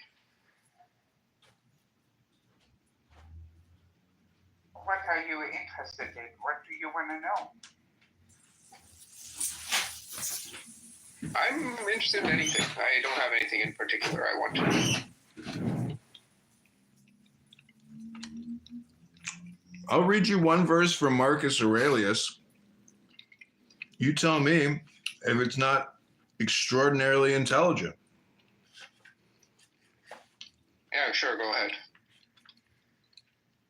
Near is thy forgetfulness of all things, and near the forgetfulness of thee by all. It is peculiar to man to love even those who do wrong. And this happens if when they do wrong, it occurs to thee that they are kinsmen, and that they do wrong through ignorance and unintentionally, and that soon both of you will die, and above all, that the wrongdoer has done thee no harm, for he has not made thy ruling faculty worse than it was before. The universal nature, out of the universal substance, as if it were wax, now molds a horse, and when it has broken this up, it uses the material for a tree, then for a man, then for something else, and each of these things subsists for a very short time. But it is no hardship for the vessel to be broken up, but just as there was none in its being fastened together. A scowling look is altogether unnatural. When it is often assumed, the result is that all comeliness dies away, and at last is so completely extinguished that it cannot be again lighted up at all. Try to conclude from this very fact that it is contrary to reason. For if even the perception of doing wrong shall depart, what reason is there for living any longer? Nature which governs the whole will soon change all things which thou seest, and out of their substance will make other things, and again other things from the substance of them, in order that the world may be ever new. So, it's complicated, but not really, meaning that, you know, everything is going to die, everything changes. But look, you're here right now on Clown House in 2025 talking. You know, you are an extension of all this evolution, all this historical change. The whole universe created, you know, the earth to create a tree, created you, and look, you're on a fucking cell phone complaining. How am I complaining? You're complaining about complaining. Yeah, I mean, the passage you said has a lot of interesting parts to it. What you said brought up this quote one of my friends wrote, which was like, it actually used to be her bio on Clubhouse. It was like, you are the result of 8 billion years of evolution, act like it. I don't know. I mean, so in Hinduism, they have these like 4 periods or whatever, and the universe just cycles through these 4 periods. So the entire universe will end in 400,000 years, and then another universe will start. So I'm not really worried. I know you don't have to be worried, but the point is, you know, this is a game. It's a little bit like game theory or simulation Yeah, theory. life is a game. Yeah, sure. It's an infinite game. Or part of an infinite game. Just have fun. Okay. Yeah, but I say have fun through wisdom. There's no better way than to have fun than to study, read, and absorb wisdom, because it makes you superior through the domination of the wise. Here's the thing. I don't want to put garbage in my system. Okay. And there's plenty of garbage that's written. Not really. I mean, you are a filtration device. What you pick up, you know, and what you absorb, you're filtering and integrating. Every time you read a book, To be honest, what I'll be reading next is probably the Vedas. I need to pick which one. Or actually, no. So I read. I didn't read. I watched a YouTube video of the Bhagavad Gita. I guess I need to read Ramayana or something. Read another one of these stories. Bhagavad Gita deals with perspective and relativity. You can read it through the perspective of Arjuna or the deity or the nephew. I mean, it's still about it. A lot of it is like Gnostic work. You know, I know you probably are a sober individual, but maybe later on in life, if you can risk it, you could smoke a joint, you know, have a glass of wine, read some poetry, make love to a beautiful woman, live a little. You know, there's this girl on Clubhouse who has been recommending me wines, and it was actually quite a good experience. I'm not even kidding. I'm not even kidding. Like, I believe you. I'm gonna go. I'm not even kidding. Like, I've never had a bottle of wine in my life, and the first bottle of wine she recommended was okay, whatever. I drank it, and I fell asleep afterwards. The second bottle of wine I had, I probably have never been happier in my life after drinking, or I mean, ever. It was like it was a strange happiness. It was giddy. Okay, so that was a good experience. Then the third bottle of wine was like also kind of mediocre, but it paired well with chocolate. So I'm not opposed to like having different experiences.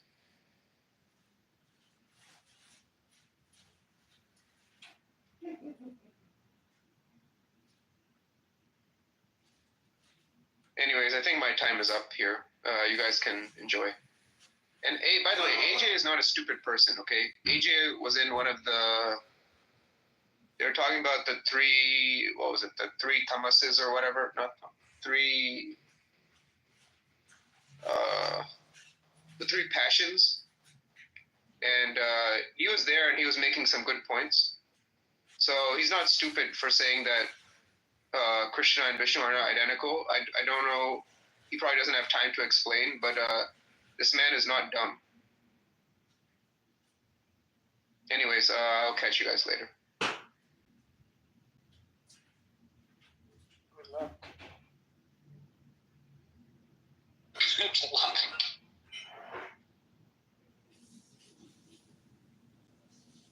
He's fun. He's fun. I like it.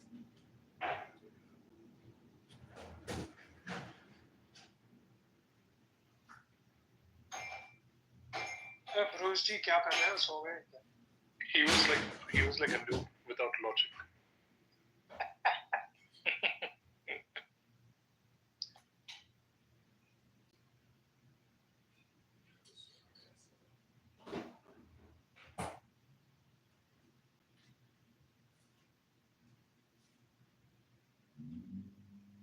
Happy New Year, dude.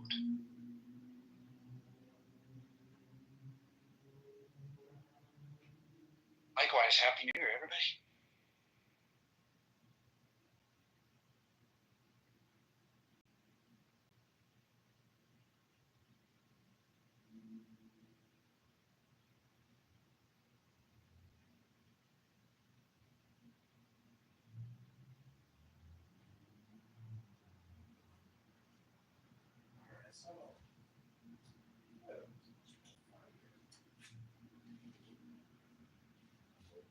Yeah, Madhuri, you were saying something. Oh, nothing specific. I still disagree with people going to temples and all that circus. Yep. Well, that's a genuine question. That's a relevant question, especially for the people who just believe in just pure consciousness. So you have to those people, they have to justify, then why do you have to go to temples? Why are you accepting material? Because temples enable consciousness within you. If you go thoroughly and understand the concept of temple, I wanted something like this, and so I came up with it. Oh, you guys. If you are already consciousness, then why do you need to go to some other consciousness to get your consciousnness? No, that's not conscious. I said enable consciousness. I didn't say there is a consciousness which trickles on your consciousness. There are no two different consciousnesses anyway. Because temples as such, if you understand temple architecture, I don't know about the Nagari kind of architecture much, but I can talk about South Indian temple architecture. It basically resembles very much like the chakra system in the human body. Right from the base, from Muladhara up to the Sahasrara, wherein with Sahasrara the temple deity is and that's where you have Sri Chakra getting implanted and all that consecration happens in that, right in the Sahasrara thing. And the pradakshina literally means you are revolving around your own Sahasrara. So that's what the temple architecture is supposed to be. But I don't know much about North Indian architecture because there are not many temples left there due to various reasons. But South, I can clearly say, if you look at aerial view of any temple, you will understand what I'm trying to say. So the reason why my question was like, if so, then matter is holding some kind of activated consciousness. You can go around there. So why reject matter then, if it is so good? I didn't understand. What do you mean by matter? Matter means that the temples are made with stones or something like that. Okay. Right?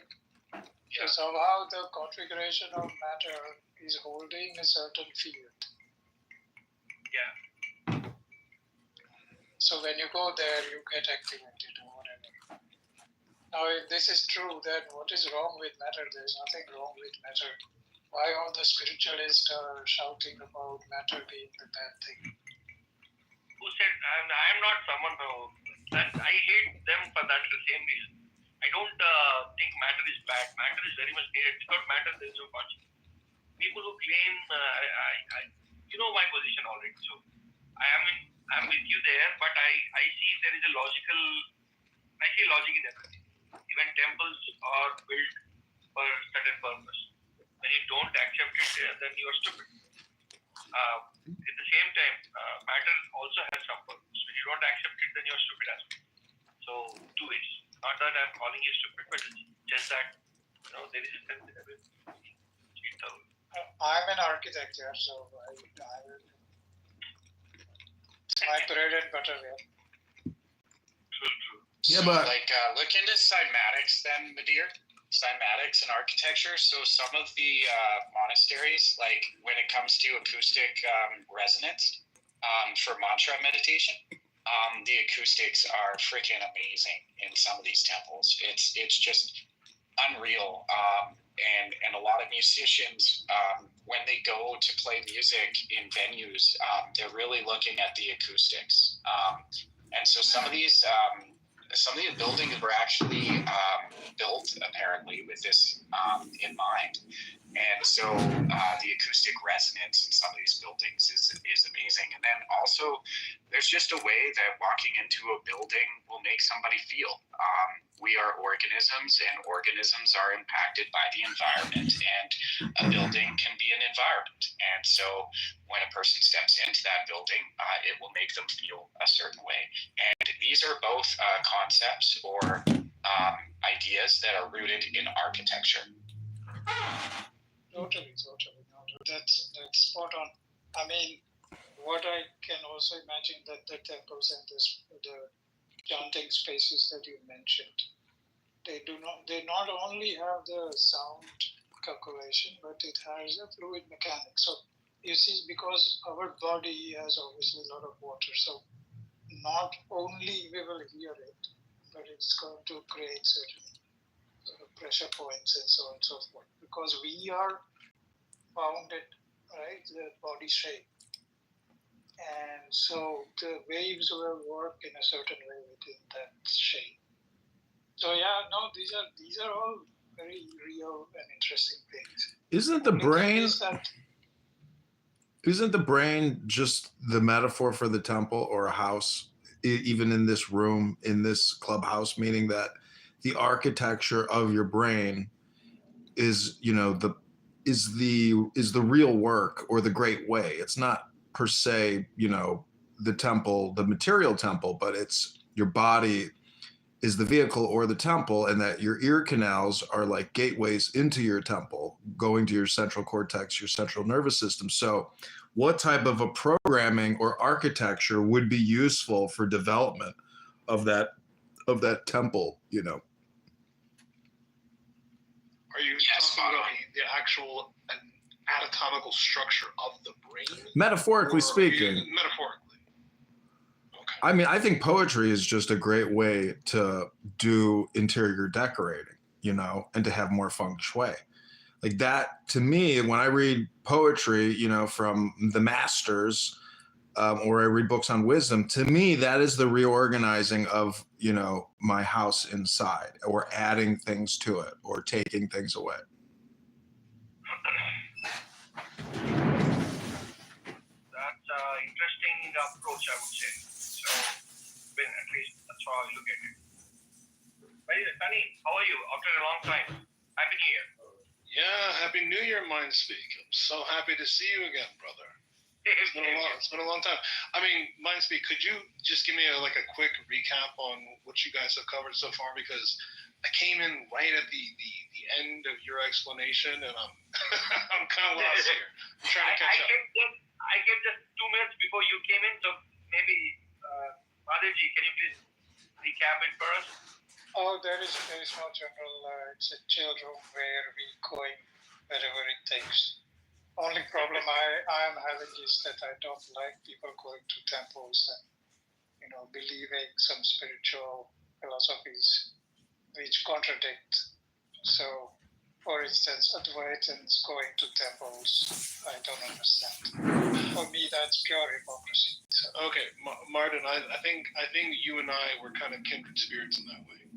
I mean, myself, I've gone on a very long and twisted, convoluted spiritual journey, from being born into a religious cult, having massive religious trauma because of that, wanting nothing to do with religion, going into becoming an atheist, and then an agnostic, and then a nihilist, and now I find myself as Taoist and practitioner of Zen philosophy. So, how did I go through this whole process? For me, what I've come to admit is, as a human being, I cannot ever know reality exactly as it is. What I get as a human being is a perspective on reality. And with that perspective that I have on reality, I build a model of reality. And it's not a question about whether that model of reality is accurate. What I'm more interested in is it useful? Is it effective? Because before, when I was living in that cult, that because I was born into it. My parents, they signed up for that back in the 70s. And I managed to mentally escape from that cult when I was 25. I made the mistake that I see many people do, which they identify with their beliefs. What I have discovered is, by creating that one step of deviation, saying, look, I have beliefs, but who and what I am is actually separate from beliefs. For me, a belief is a tool to help me navigate through my model of reality. And if somebody challenges a belief that I have, and says, hey, Sonny, this belief you have is garbage. It's not useful. Let me demonstrate a belief that's more effective. And if they can do that, I celebrate. I'm not afraid of my beliefs being dispelled if somebody can demonstrate that what they're offering me is more useful. It's not about more in another universe. That doesn't change the fact that tomorrow I have to go out and take out the trash. You know what I mean? It's what is actually real is not as interesting to me at this point as far as what is useful. What can produce predictable results that is in alignment with my principles? That's all I really care about at this point. Because what I do understand right now is I will never know everything that's really true. And at this point in my life, I don't really care. What I care about is having a useful What are your thoughts on predictability itself? Just one moment, quickly. I just got a question for you. Have you ever heard of Carl Friston? No. Who's Carl Friston? Carl Friston is the most cited neuroscientist in the world, one of the most famous scientists in the world. And he's coined the free energy principle. And so you actually did a pretty good job of explaining how the free energy principle works within a human organism. And so I was curious if you actually read any of this information before, or if you came to this realization another route. And so that's pretty cool. I'll put some stuff in the back channel about Carl Friston. I'm curious to look at his work. I always want to like give something a chance, and try things on. Like recently, I've been kind of bouncing around in some of these astrology and chronology rooms. Honestly, I don't know how useful that stuff is. It kind of occurs to me as apophenia, making connections that aren't really there. But at the end of the day, like I said before, I'm curious now about what is effective. Because at the end of the day, I'd rather be effective. I'd rather be an effective, successful individual that's slightly delusional versus a hyper-realistic, realist loser. Do you get what I mean? Because I've met so many people who tell me day in and day out, hey, Sonny, this thing that you're doing is unrealistic, that's improbable, you can succeed, blah, blah, blah, blah, blah, blah, blah, and they do nothing with their lives. But me, on the other hand, I have the perspective of the optimist. Now, a lot of people don't understand what it means to truly be an optimist. It's not that I live with beer goggles on and I think that the world is always going to work out my way. It's just every time I get knocked down, it's like, okay, we got knocked down this time, but we're just going to dust ourselves off and get back on it because I know I can make this happen. I know I see the vision. I can almost taste it. It's right there. We just got to keep going. Oh, we stumbled again. Doesn't matter. Just got to keep going, keep going, keep going, keep going. The realist is going to say, oh, see, this confirms my prediction. Life is shit. I'm shit. Why even bother? Well, you get my point? Sonny, look at the chat. I put a link in there. It's called the Tao Te Ching. This is Chinese Zen Buddhism. It's by Lao Tzu. And, I told you I'm a Taoist. Oh, well then great. Well then what kind of conflict are you still having then? That's what I don't understand. Oh no, I don't have any conflict. I'm chill. Life is great. I mean, this is one thing that a quote that I'm going to steal from this other Zen practitioner, who is a friend of my mentor, Paul McKenna. Like him and Paul, they were out because Paul lives in London. Him and Paul, they were out and about, and Paul is this kind of like high energy, high success kind of guy. He's like, hey, I don't remember the Zen practitioner's name, so we're going to call him Frank. He's like, hey, Frank, what do you want to do today? Let's do this, let's do that, and then he's like, yeah, I don't want to do anything today. And Paul's like, what do you mean you don't want to do anything today? And it's like, I don't want to do anything today. There's something that I want to be, but there's not really anything that I wish to do. And Paul is confused with that statement. He's like, but there's so much to achieve. There's so much to do. Look at all these successful people and all the things that they're doing about town and blah, blah, blah. He's like, look, I have something that all of your successful friends will never have. Paul's like, well, what is that? It's like, I have enough. And I think that's where we really want to be in life, is this feeling of having enough. But isn't having enough is okay, you're basically saying sense of satisfaction within us. So isn't that self-induced, or do you think it is coming from outside? If it is self-induced, we can have it anytime we want. Yeah, I think how having enough shows up for me. It starts with a profound sense of self-acceptance. A lot of the people that I've worked with, highly successful, highly motivated people, they believe in the illusion that their happiness and their fulfillment is somewhere in a very close future. That once they achieve this goal, do this thing, or make this kind of money, close that deal, get this physique, like they have some kind of goal that they're working towards. And then they get to that goal and then they realize, well, this is good, but it could be better. You know, it's like, I closed the deal for $100,000, $200,000. Like they keep deluding themselves and thinking that it's not here, but it's close. I just gotta go a little bit further. It's like, no, that validation that you're seeking, your net worth is not your self-worth. Never was, never will be. And this game of trying to seek external validation, you cannot win. It's impossible. So what I offer to the people that I've worked with who have this conflict, I say, you have to understand that you have two separate values. You have the value that you have to yourself, and then you have the value that you have to society. The value that you have to yourself is priceless, because without you, you have nothing. You literally have nothing without you. And for that reason, you should always treat yourself with the utmost love, care, and respect, because you are the foundation for all of your experiences in life. And that's non-negotiable. And once you truly understand that and truly accept yourself as the foundation for everything that you get to experience in life, then you can start to reflect on your second value, which is the value that you have to society. And that is not priceless. That is strictly measured by your ability to communicate value to others. And you should never expect people to see you as priceless until you've demonstrated that to them. Nor should you try and seek their evaluation to be also your personal evaluation. Those two evaluations should always remain separate.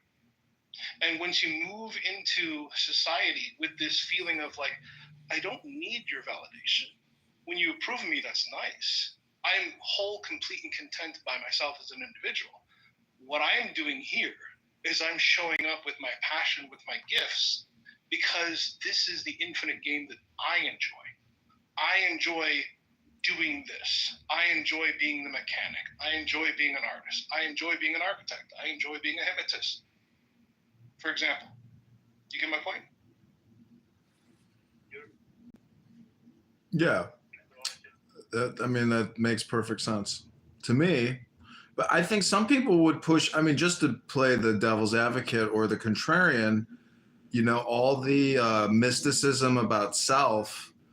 And I think in some ways you could say it's like a form of hypnosis, for those who are easily misled. I'm just saying that it's like being a psychiatrist, a psychologist, or a therapist. There would be examples of very malicious, therapists out there who are just interested, in maintaining their well-being by misleading you. It's like somebody who's depressed and bored that goes to a psychic, and next thing you know, they've sent their life savings to that psychic. So, a $5 book on the study of self is excellent. YouTube has everything you need on it, but it's not necessarily that quick, nor can a lot of people integrate or have the comprehension that will be life transformative, maybe. But, I agree with everything you said. I'm also trying to get where you were being the devil's advocate, because I didn't quite catch that. Yeah. Could you elucidate that for me, please? Meaning that, like, you could say that all communication is hypnosis. So if somebody makes an all or nothing statement that we are all God and the only power we have as gods is to know who we are, what's that really, like you're saying, you appreciate the value of self, but then what do you give to society? So if the devil's advocate, or I guess the contrarian would be, it's all just a bunch of bullshit, and that the concept of the divine self is nothing more than a hypnosis. Like if you're an atheist agnostic, the problem is just that there's no joy in that. So it's like, even if you could figure out automation, mechanical, electrical, software, and you were a great Da Vinci and you could create the most amazing technologies in the world, like AI, I mean, people are using it to create pictures and videos. It's just like a content generator. So it's like, we're no step closer to figuring out the raw essence of creation itself. We're just doing mass hypnosis continually over a long period of time. It's been like I would call it the history of dopamine. Okay, I think I understand. I understand the disconnect between what I was talking about and the legitimate concerns that you were raising. Now, one thing that's really important, and this is something that I think everybody discovers when they discover that first evaluation, the first evaluation that your approval, your love, is the only approval and love that you need, that is vital. And once you taste that, once you experience that, you're in a space where you're like, well, everything else that happens going forward, it's nice, but not necessary. Do you get the difference there? Worrying about how the world values me, worrying about how the world will remember me, is not something that I attribute much brain power to at all. Mainly because to a lot of people, this is a very uncomfortable thing to reflect on. I find a lot of comfort in this, in the knowing that everything that I do, for ill or good, will be forgotten. Probably while I'm still even alive, because I've seen it happen in real time. My son, who's 12 years old, he doesn't even know who Arnold Schwarzenegger is. This man has won several Olympias. He was the highest paid actor in Hollywood. He was a millionaire before he became an actor in real estate and the governor of California. As far as being a high achiever, it's kind of hard to get better than that from being a poor boy living in Austria. You get my points? And to just be forgotten, not even like before he's dead. We're talking just 2 generations away. Gen Alpha doesn't know who any of these people are. So what hope do I, Sonny, have of being remembered and celebrated? Close to nothing. And I don't care, because that's not the point. The point is not to be remembered or celebrated. The point is not to be famous. The point is to feel that the limited time that we have in this existence, that we feel that it is well invested, that we feel that, yes, I did the damn thing. I did what my passion was nudging me and begging me to do. That's what I think it's really about, because I personally don't believe that people really fear death. I personally believe people fear dying before they truly had the experience to live. Because you hear this a lot, and I came from the background of the medical industry. When I talk to people who are on their deathbed, they don't have regrets about their achievements or, the things that they did at work or these kind of things like that. What they lament is not living enough life, saving too much money, not taking those vacations that they wanted to do, not taking the transcontinental train from China to Russia, for example. Like things like that, the meaningful journeys that we go on in life is what people regret when they realize that the ride is over. So for me, if you were to ask me, well, what is the purpose of life? It's like the purpose of life is to first find what your mission is and to live with intent on playing that game, pursuing that mission to the best of your ability. Because if you feel that you left some out on the table, that you didn't put it all out in the field, that curtain's going to come. And it comes sooner than we expect and in ways we can never predict. I've seen that time and time again. It's horrifying and scary. I can't count how many people I've seen on their deathbed hoping that they were going to make it out of that hospital alive. And I had this, before I started working at the hospital, I had this like naive vision of what it's going to be like when I die. I'd be like this old wise man at the age of like 98, 99, some kind of shit like that. All my friends and family are going to be around me and cheering me on. It's like, oh, Sonny, we're such a great me. Oh, rest in peace, go on and enjoy, we're fine. Like that, I had this kind of like fantasy. But what the reality looked like, what I saw in that is being alone, desperate and afraid, gasping for your last breath of air, wondering if you will see tomorrow with nobody there to help you. That's what deathbeds actually look like, and it's fucking terrifying. And if that doesn't scare you... Yeah, but what about the ego death? I mean, you're talking about a physical mortification. Ego death is something else, and that's actually something that I have a very personal, visceral experience with as well. And that was actually one of the mechanisms that helped me get out of the cult from the jump. I'm talking about time. How much time do you have left to feel like you've truly lived?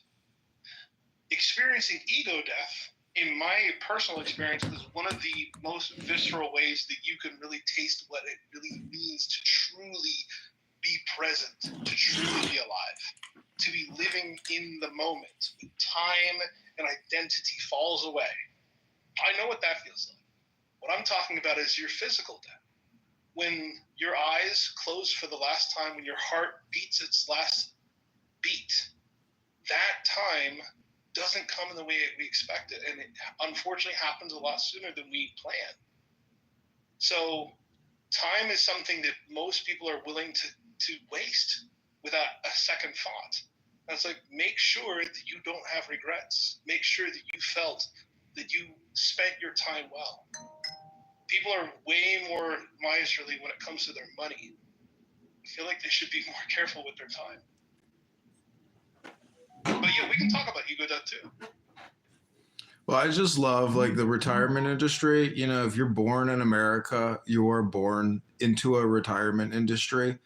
And a lot of people never make it to their retirement. But you live your life like a worker ant or a worker bee serving this hive mind. And then you never get to experience the enjoyment or the fruits of your labor, because the average death at the time of retirement is like 2 years after announcing your retirement. So it's all built on this concept of the future, which is like saying free beer tomorrow at the exit sign of a bar. If you're not in the now, you can never plan appropriately for the future. So, I just don't understand why there's so much money locked away that will never get spent. But then even if you have the money, and a lot of money, you can't actually spend that money productively. You would waste it, like Mark Zuckerberg wearing $1 million watch telling everybody he's no longer enforcing censorship. Do you have $10 million watch, $1 million? Do you have 100 $1 million watches? Like, is that really a useful way to use your money? I mean, even in terms of charity. So, like I can understand like a Christian ethic of, I don't need all these luxuries. I need a decent standard of living, but I don't need all these exorbitant luxuries. I can use that money to help educate and build hundreds of thousands of people with my resources. I don't see Elon Musk, Mark Zuckerberg, Warren Buffett, any of the richest people actually interested in doing very dynamic charity activities to help their fellow, citizens or fellow humans. So, to me, the financial industry, the retirement industry is like the biggest hypnosis scam out there. And when you look at the Federal Reserve, you could easily say that they actually don't do anything. They're just in the communications industry, and that bankers and lawyers are all just in the communication industry. So, anyways, just observations. No, two things that I wanted to clarify. I noticed you kept using the word hypnosis. First, could you clarify what hypnosis means to you? Yeah, the definition, according to this neurolinguistic programming book I read, it says that all communication is hypnosis. Well, as a professional hypnotist and NLP practitioner, I would say that when I am using neurolinguistic programming and when I am intentionally using hypnotic tools, they're very different with especially outcomes versus just candid conversations. I could definitely understand where the writer was driving at, where he said that, or she said, all communication is a form of hypnosis. I would say it's a form of suggestion and influence for sure. However, hypnosis is definitely, it's a very different tool, a very different kind of practice, I would say. Because like usually, well, always, when I'm working with a client, when I'm hypnotizing somebody, there's a very clear intent and purpose and a very predictable outcome with what it is I'm doing. But when people are having conversations, it's not the same kind of focus or discipline or structure. You get my point? I would agree with you that what the world is experiencing is definitely a psyop or brainwashing, conditioning.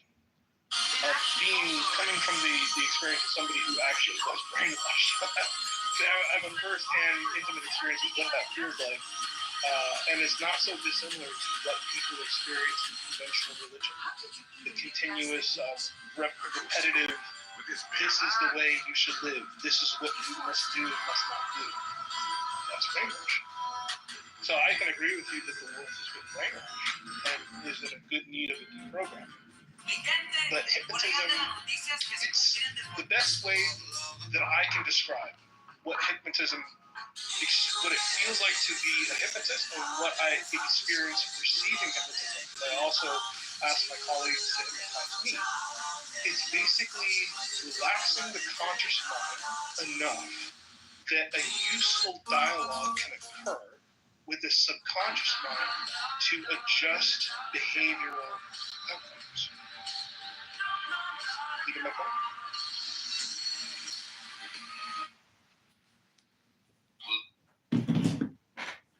Well, let me ask you this: if you were to set up an MK Ultra experiment, you know, and you could do whatever you wanted to do, and you had willing test subjects or you had prisoners, how would you go about brainwashing people, you know, for the good, not for evil activities, but for good activities? That is a very interesting question. From the limited understanding that I have of MK Ultra, it was a psyop from the CIA where they were trying to see how they can induce mind control through certain narcotics and like quasi-torture methods. I don't think that's so necessary. I think to get the same result of what you're driving at, there just needs to be a shift in perspective and a shift in values. See, most of us live in this world where we're constantly chasing a brighter future and we only want to see what is positive. But the reality is life is not always positive. And that's actually okay.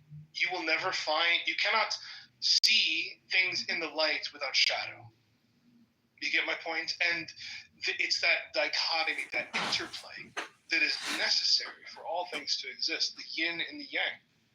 And I tell my son this all the time. I said, don't be afraid to make mistakes because that's how we learn. In life, there is winning and there's learning. And this is the number one thing that we need to unlearn from school, which is making mistakes is bad. It needs to be avoided at all costs. And the problem that occurs when we avoid mistakes at all costs is we don't learn anything, we don't try anything new. And we just stay in this single file line, joining the industrial machine, going to school, going to higher education, getting a job, and then going into the cemetery. But there isn't the opportunity to really experience what it means to be a human being. So to change the world for positive, this is what I would do differently. I would have it be part of the curriculum where mindfulness and meditation is a class that is taught, that the Zen philosophy is studied, and the value of being present and being still and understanding that your life is not happening in the future, and it's definitely not happening in the past. You only get to experience your life right now. And the only things that we can, and the problem is when we're constantly living in the past and the future, we're never really alive. This was the one, I guess the cosmic joke that I experienced when I had my first introduction to ego death. Some people get there by, psilocybin mushrooms. Some people get there through LSD. I accidentally locked myself into a mindfulness trance that lasted about 3 months. And man, was that a trip. And what I learned from that was invaluable. What I learned is life is not good to stop and smell the flowers. That's all that really life is. You only ever get to experience things right now. The ego is a story. It's a narrator, actually. A very good servant, a very poor master. The purpose of the ego is to tell us stories, to give us shortcuts, to look at an object and say lamp, or desk, or ceiling, or sofa, or whatever it is we're looking at. But when I was experiencing ego death, I realized none of those things actually have any labels besides the label of that. And what is that? And just taking time to be still and observe everything that is. And the other funny thing that I experienced in ego death is I was trying to find myself.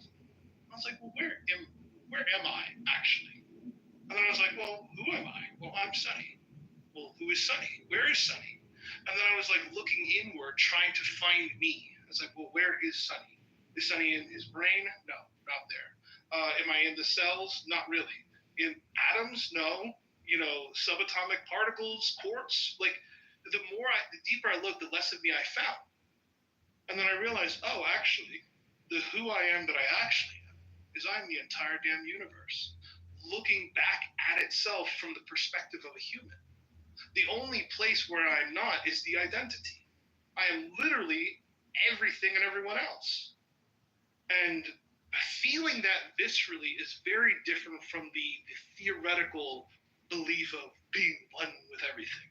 When you literally feel that everything is an extension of you, it's trippy and wonderful and kind of confusing too. But it gave me also the profound understanding that there isn't anything that must be done or undone. Everything just is.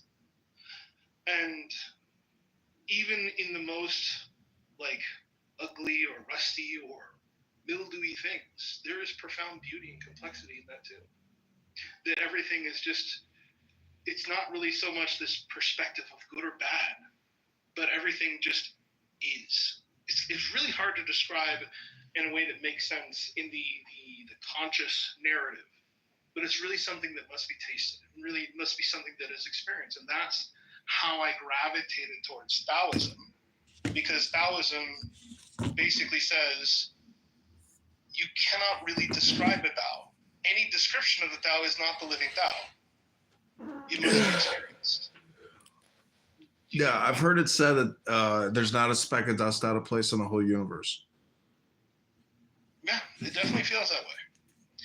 And I think if we started changing the curriculum to start prioritizing these kind of profound divine experiences, for lack of a better word, it would really shift our value system of what we feel is important. I don't think there would be a lot of people who would be spending $1 million on a watch. For what purpose? Who cares? It's just stones. It's just metal. Doesn't matter. Can't take it with me. Why do we value this? Is it actually something that has value? What actually has significant value is the ability to take our next breath. And imagine how acutely aware you would be of that if you weren't able to take your next breath. There'd be nothing you would want more in the whole world. But it's something we take for granted. The really valuable things, we don't even notice. But yet we put our value, so many of us put our value on shit that doesn't matter in the slightest. Like, I can go my whole life without having $1 million watch. But I can only go 3 more minutes without my next breath. You get my point?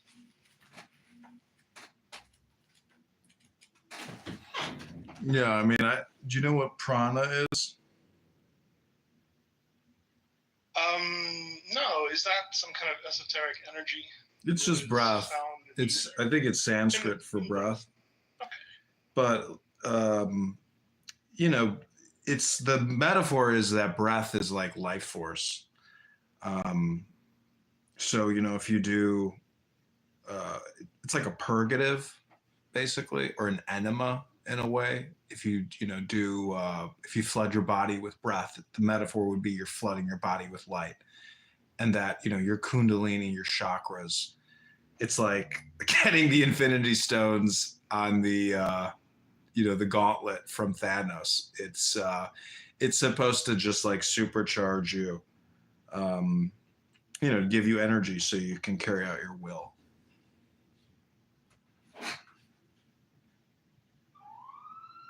Well, chakras and kundalinis are above my pay grade. I deal more in the quasi-mundane, just...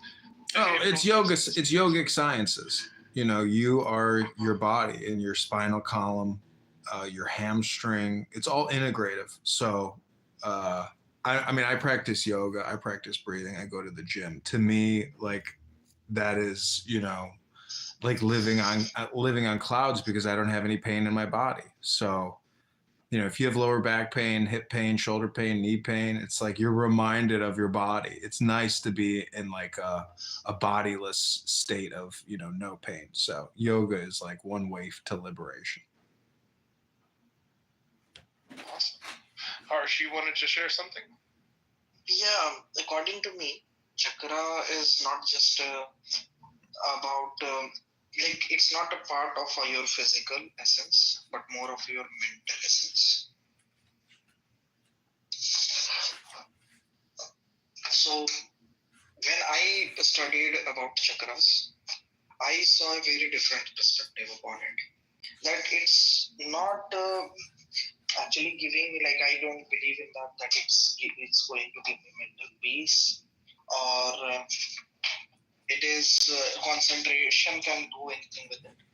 The more I studied about it, the more I realized that that's how we operate while we are making decisions, while we are learning anything. And chakras basically represents the entire journey, from starting from the very basic decision, from the manifestation to the manifestation of it. And there are many chakras defined in a human body, not just 7, but there are 7 base chakras. And the first one, like I will try to explain my perspective upon it. The first chakra, which is Muladhara chakra, which deals with stability, security, stamina, endurance. Now I'm a programmer, so sometimes a lot of students come to me and they are like, should I learn Python? Or should I learn C? Will I get a job on it? What can I make after learning this language? Will I get a job? These are questions related to stability, security, stamina, endurance. Now, when we start doing something, we feel pleasure, which is like second chakra, Swadesha chakra. And after a point of time, without completely learning it, we feel a sense of power and sense of ego over that specific thing, which is Manipur chakra, the third chakra. It gives you the sense of power. But often in time, we go out in the world and when we actually face challenges, we also get a phase where we realize that we know nothing. And if we decide to continue after that, then that is where we come Anahat chakra, which is the heart chakra. When for now we are seeing the same thing, but with kindness, love, and compassion. And then we actually speak about it, try to learn with people, which comes to Vishuddhi chakra, which is speech and communication. And then Agnya chakra, which is the third eye. When we talk about it, when we communicate about it, we develop different sides with different perceptions. And that is represented by the third eye. And the last chakra, which is known as a 1,000-petal lotus. So that last chakra is nothing but the storage of all the manifestation we do throughout that process. And it goes from making a decision like if I should learn Python or not, to a coffee, a simple cup of coffee. Because I have seen people who also feel proud, like, oh, I am a coffee lover, so I am proud of being a coffee owner. Some people also try to represent coffee as a status, although it's a very simple thing. Now, if we talk about the drawings, there are different shapes in chakras. Okay, so I will try to be short here, but there are 3 types of chakras basically. It's not just one type. The first one is circles, which in normal way it is represented, which are known as mandalas. The second form is pyramid, which is known as merus. And in India, the shape of temple or shape of a pyramid is meru. And the third one is Sankhya Yantra, which is nothing but it's like an Excel chart where there are rows and columns containing numbers. Now you can convert it from mandala to meru to Sankhya Yantra. Any conversion is possible. Usually, these chakras, these representation are known as tantric representation. And if so, basically there is 3 things. First thing is mantra, which is spoken in Sanskrit. The second thing is your yantric representation, which are these shapes. And the third thing, when you combine both of them, it's tantric representation. So most of the chakras are tantric representation. And what are they used to represent in ancient India? In ancient India, it is used to represent names, humanoid forms, vehicles, weapons, and in many cases, atoms. Also, when we talk about those symbols, what does symbol represents? So there is a dot in the center, there is a point in the center which represents the source of energy. When I interpreted it, for me it's not source of energy but source of data. Then there is a circle which represents infinite space. For me it's like a RAM, like a RAM in a computer. Then there is a square which represents rigidity and fixed space, which according to me that is like you allocated an array in that infinite space. Then there is an upward triangle and there is downward triangle, which represents masculine energy and feminine energy. Also, it can be represented as upward and downward shift of data. Then balance and equilibrium, when 2 triangles are superimposed, it represents equilibrium, balance. And according to me, what happens is when you do both at the same time, it is 2 triangles superimposed. Then there are 2 swastik symbols. Some people say that it's the same symbol used by Hitler, the Nazi army. But there are... With all due respect, it's what you're talking about is very complex and esoteric, and I'm trying my best to follow you, but I'm not following you. So explain it again as if I was a 6-year-old. Like, yeah, just reduce it. Like put your essay into ChatGPT. Give us like the big bullet points. Like what is the main takeaway that you're hoping for us to understand by your explanation? Like what points do you want us to like walk away with? Okay, I will get on the top point now. I will just do one explanation before this because that is required for the context. There are lotus petals, and there is the 7th chakra is known as 1,000 petal lotus. That means there is only circle and lotus petals there. Lotus petals are used to represent aspects of yantra where the energy manifestation is stored. And according to me, these 7 steps are like where we make decisions when there are different processes where we go through different stages of life upon various smallest steps of life and biggest steps of life, and then we manifest and we store it. For me, it's more of a consciousness model.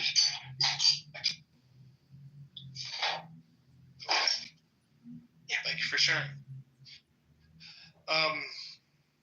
Yeah, well, that was a lot to process.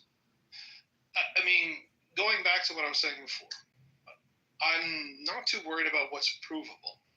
What I'm most curious in these days is what is useful. What belief can somebody offer me or demonstrate to me that it is more useful than a belief that I currently have? And that's all I'm about. Now, Adrian, I do have a question for you.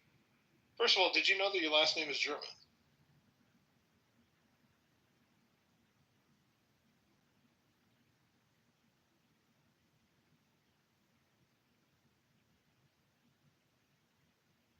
Hello? I can hear you. I think Mr. Dietman might have stepped away. Anyway, yeah, long time no see, Harsh. How you been, man? Yeah, I'm good. How about you, Sonny? Things are going well for me. I recently decided to change up some different practices in my business. Like primarily, most of my business was just focused on live consultations. The problem with that is it's not scalable. Last night, a client reached out to me wanting a bespoke, custom hypnotic induction to be recorded, and I was able to deliver on that, and she was thrilled. I was like, these are a lot of fun. I should do more of these. And it turns out Marissa Pierce, who's another really well-renowned hypnotist, that is a very significant part of her business. She has a massive listening library of all kinds of hypnotic inductions.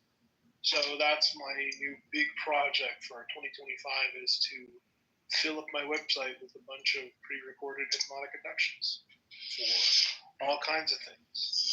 So far, like the things that I've been able to address in my live calls is helping people with weight loss, quitting smoking, things like that. The quitting smoking one was a lot of fun. I had a client of mine who she was a smoker for like the last 16 years, and she was able to quit smoking in an hour and a half. Pretty amazing, right? I mean, it's like because the thing is, the subconscious mind is incredibly powerful.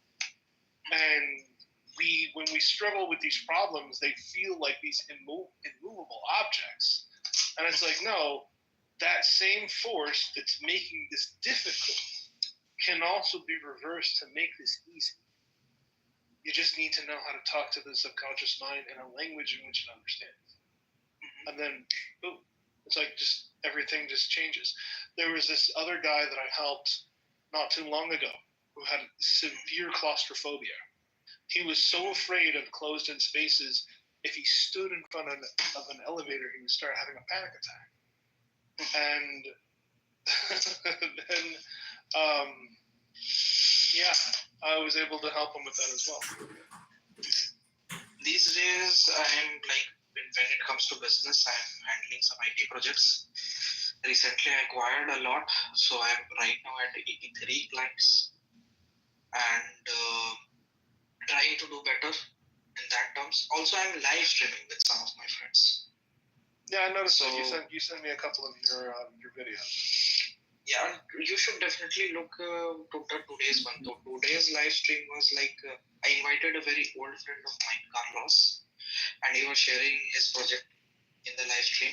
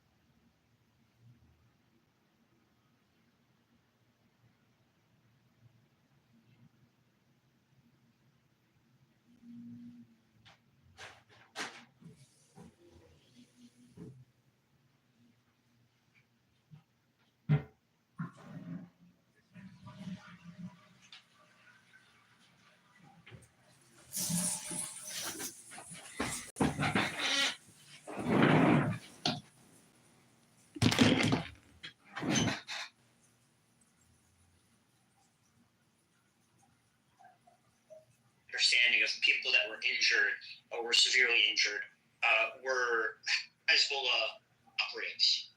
So I don't see how you could call it like this. The purpose of this, if the purpose of this is to extract political concessions of some kind, I'm wondering what those are, because it seems pretty apparent that the purpose of this was to take enemy combatants out of commission, to make enemy combatants unable to fight, which this would not be terrorism. This would be considered a military operation. And a military operation which hurts civilians is not necessarily terrorism.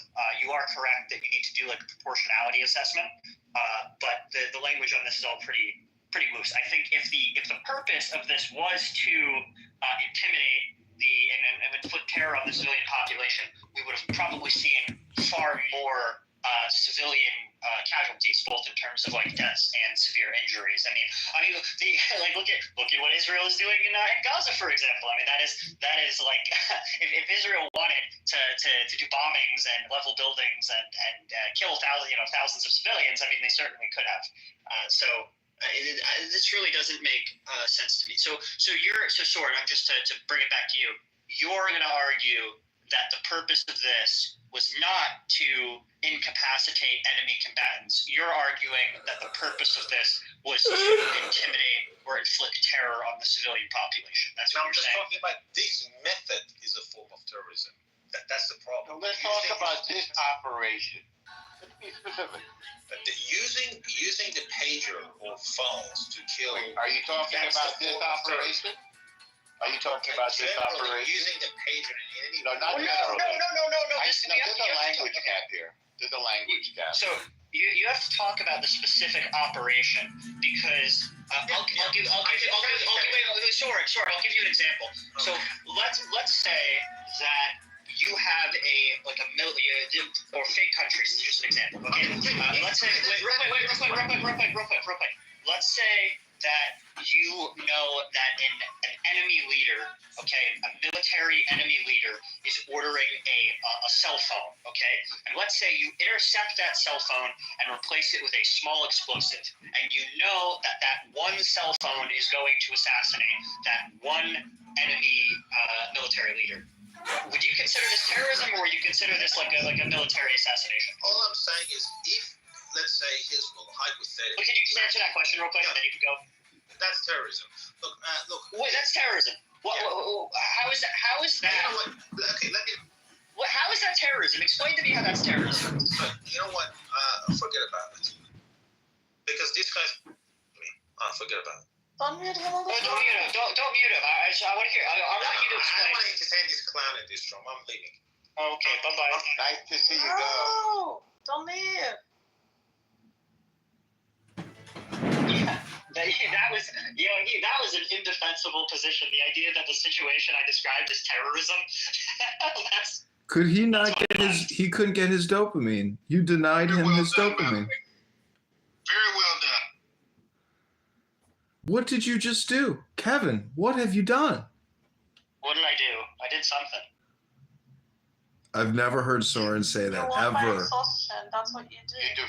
You defeated him with logic. I know, defeated in the marketplace of ideas. Right? Yeah. No. It's he could have like.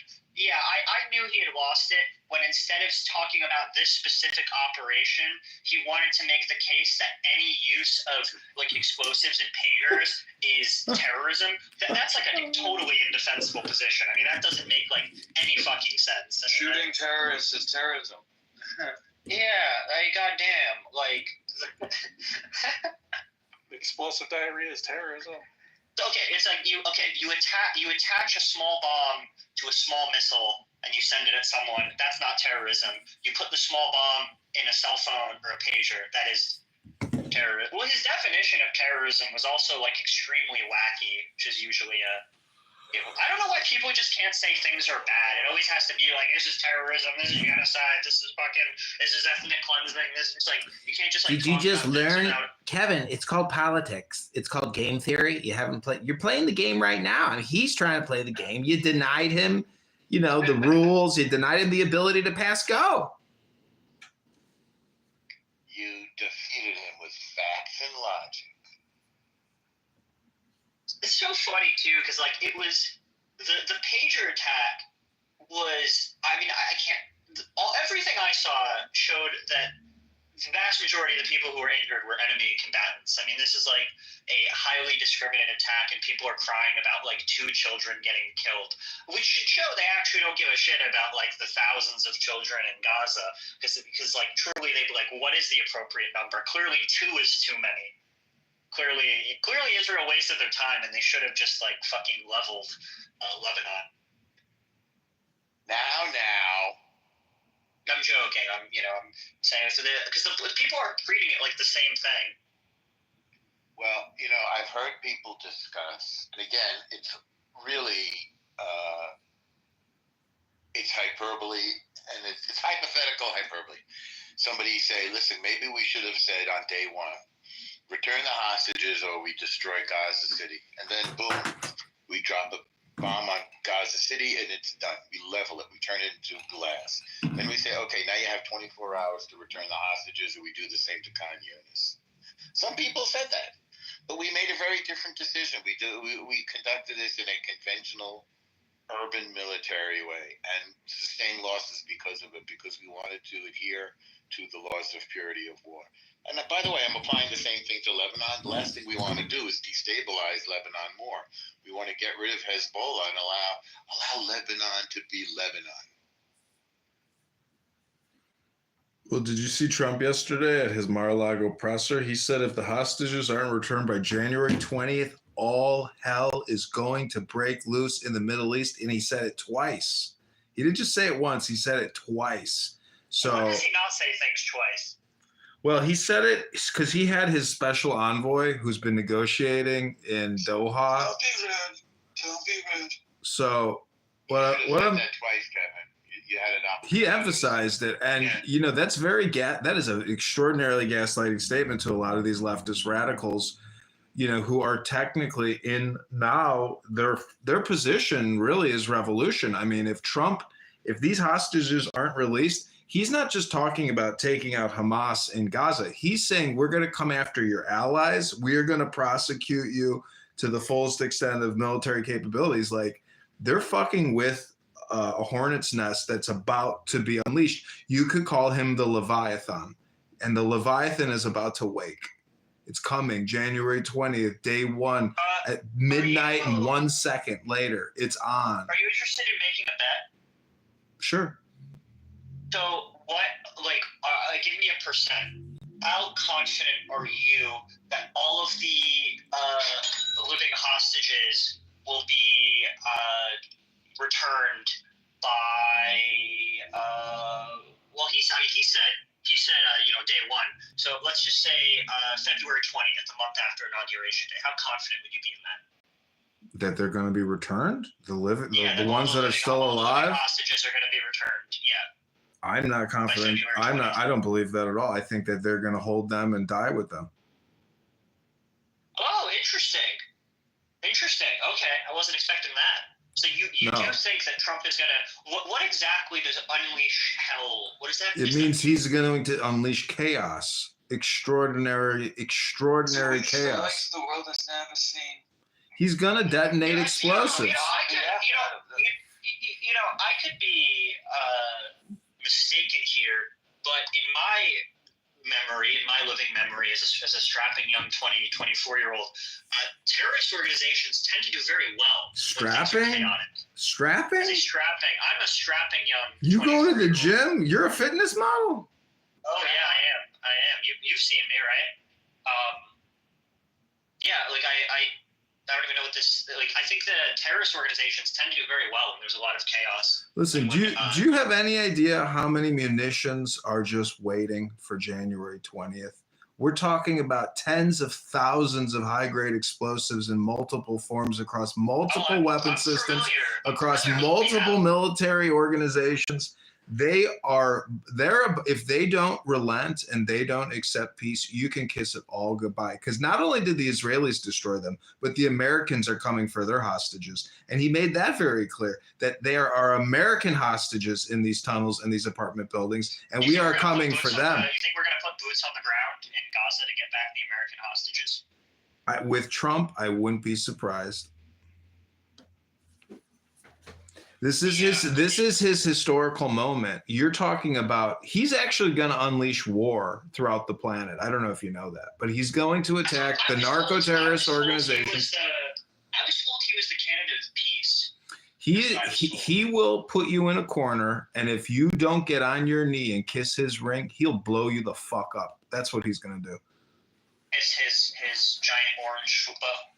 Yes, his fucking hair, you know, that just, I mean, let's be honest, in the 90s or 80s, whenever he had that rug pulled back over, you know, and like they surgically lifted up the skin and peeled it back and then pulled that part over, like he had the worst hair, but it stuck, right? I mean, his hair plugs, you know, have stayed the test of time. Joe Biden's, on the other hand, his hair plugs, did you see his Christmas photo when his hair was everywhere? And there's just like, you know, 2,000 hair grafts flying in the air. No, but Joe Biden has changed his hair plug so many times that he's like a Hollywood starlet or something with her plastic surgery. That guy looks nothing like what he used to look like. You should go back and look at him, like, say, at the Clarence Thomas hearings. Yeah, even in 2008, he looked a lot different. I don't know. I'm like highly skeptical of all of this bluster coming from Trump. You know, there's what's that Lil Wayne quote? The great poet Lil Wayne. It was real G's move in silence like lasagna. You know, I find well, that's why Trump never talks about his military strategy. He gets asked all the time, "Tell us about your military." He said, "No, that's military strategy. I can't talk about that." I don't think he has one. I really don't think he has I don't think he has much of a strategy for anything. Kevin, don't you know how to negotiate? You've never listen, crazy threats. Negotiated a blowjob from your mom for only like $10. I'm the master negotiator. Okay. Listen, you might be right. The point is, my mom is. Anyways, listen. Being crazy is the ultimate position of bargaining, where your enemies literally don't know just how bananas you really are going to get. Like they, you know, that's his bluster. That is his bluff. It's liar's poker. I think that one of the worst things you can do is set lines that you don't plan on enforcing, because then no one believes you. I mean, I think this is like a very valid criticism of like Obama's foreign policy, of his big fat red line, you know, in Syria, and that gets crossed and like nothing happens. So, you know, when in a sense, like by just Trump even saying all of these things, it almost creates a lose-lose situation, because he's either going to follow through with this like nonsense bomb everything military strategy. It's not a Pyrrhic victory until the war is actually settled. If we've lost a ton of assets and people at the end of the war, then it's a Pyrrhic victory. Now it's all just talk and communication. But what he does have that golden touch in his psychotic, you know, insanity of a bluff. That is his, like, this is why we need him, because no one is capable of achieving so much by saying so little. I find this to be like actually delusional. Like this is like legitimate. It is delusional. Well, what is more insane, talking about it or actually doing an incursion and kidnapping hundreds of people and murdering 1,000 people? Like, that's the delusional insanity. That's the real delusional insanity. I think Hamas is very delusional. I would not disagree with that. But just talking out your ass and having an image. See, you're disregarding his brand image. He is that blue suit with the red tie, that golden hair. He in all cultures, shapes, and sounds, he's like Hermes. You know, he is Mr. Monopoly. And Kevin, I'm telling you, he can create miracles just based off of miscommunication, or what you would call communication. He's the ultimate bluff artist. But don't disregard the shitbagger or the bullshit artist. Bullshit artists achieve incredible things. Do you think that there is harm in setting up red lines that you don't plan on? You're saying a red line is an all or nothing statement. You have a parrot, okay, and the parrot says, okay, you eat all your broccoli, you get ice cream.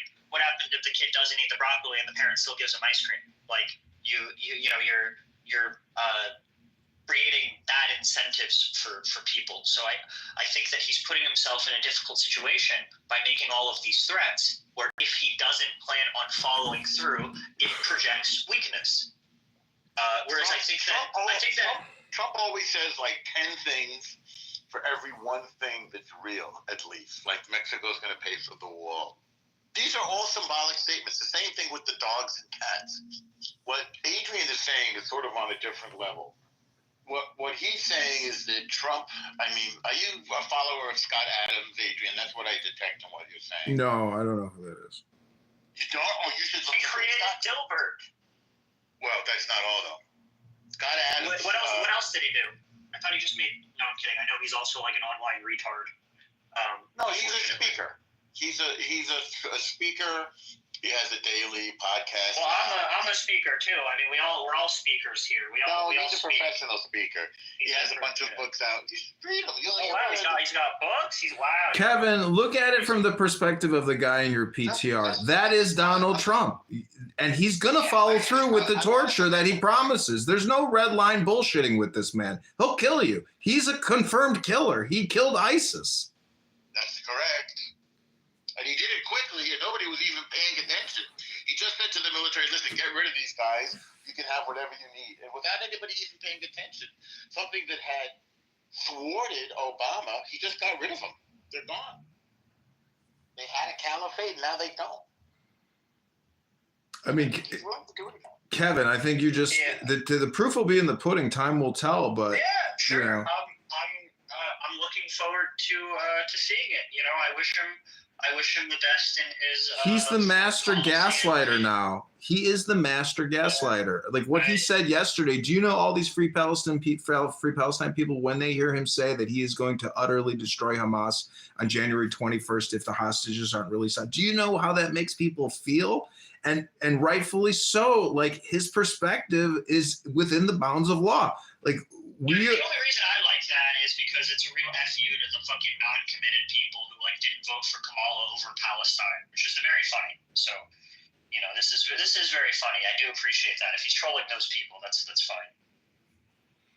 Yeah, I guess that's the thing is like we may be taking this so literally because we take words so literally and we can't see the gaslighting and the trolling in the statement. Oh no, I mean I understand that when he speaks, he communicates in a very interesting way through stories and narratives and like it's very difficult to. I don't even know if he knows what he thinks. Like it's so weird right now with the whole like Greenland and Canada land thing of the Greenland and Canada thing.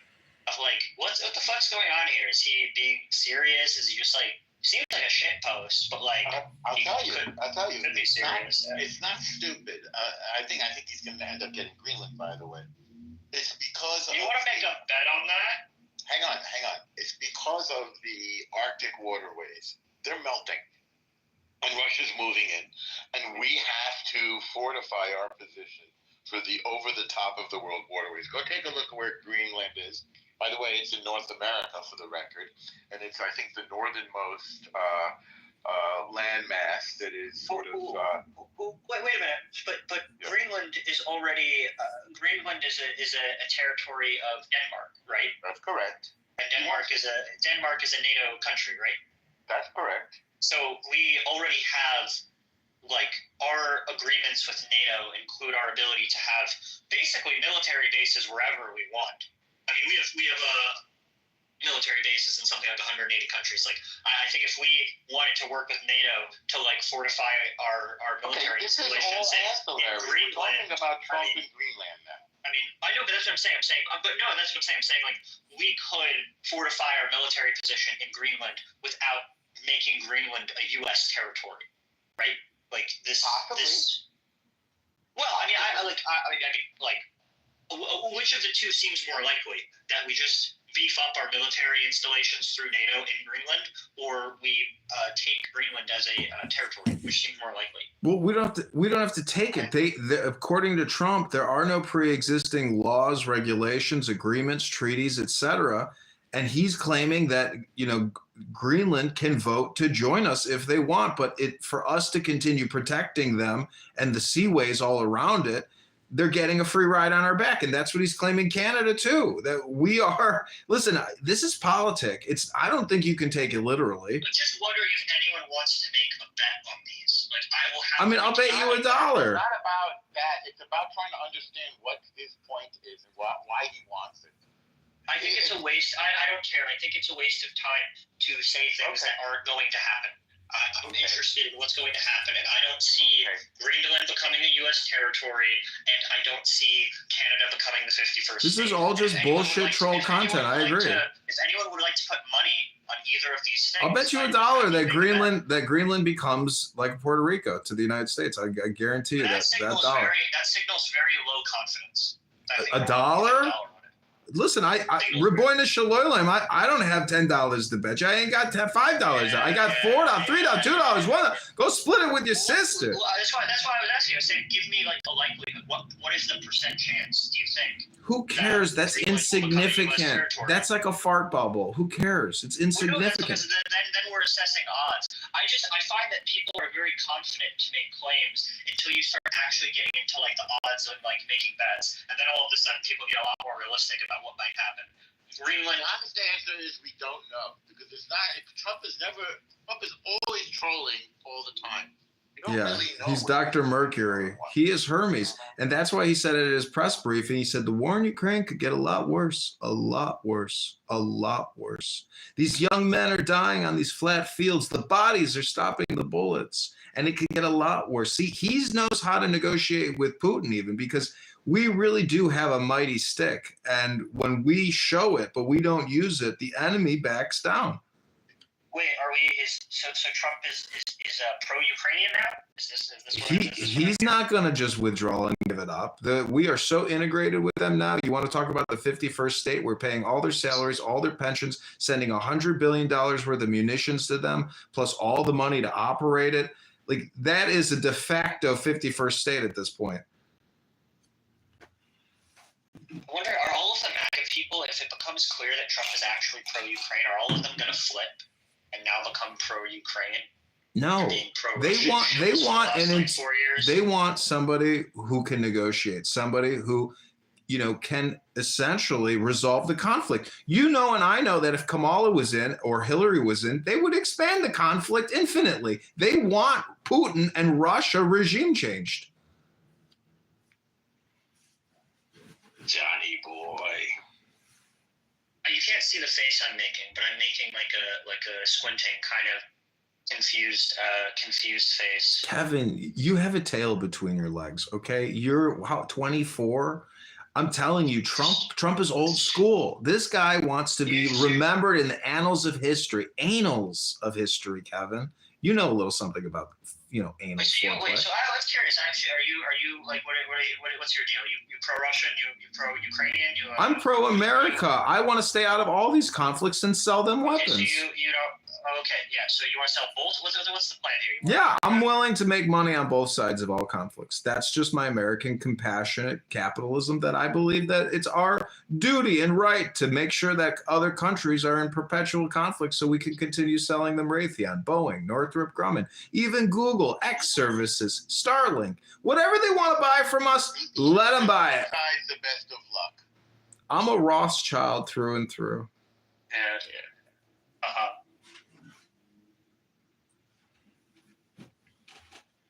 No, but I mean, the whole Russian-Ukrainian conflict, I hate to say it, all the problems in the world are our problems. We are primarily responsible for meddling in most of the regime change operations.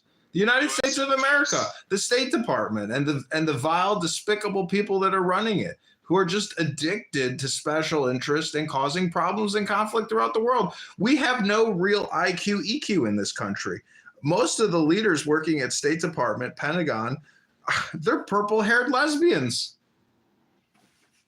John, one clarification. Are you talking about the United States is the problem or the Jews?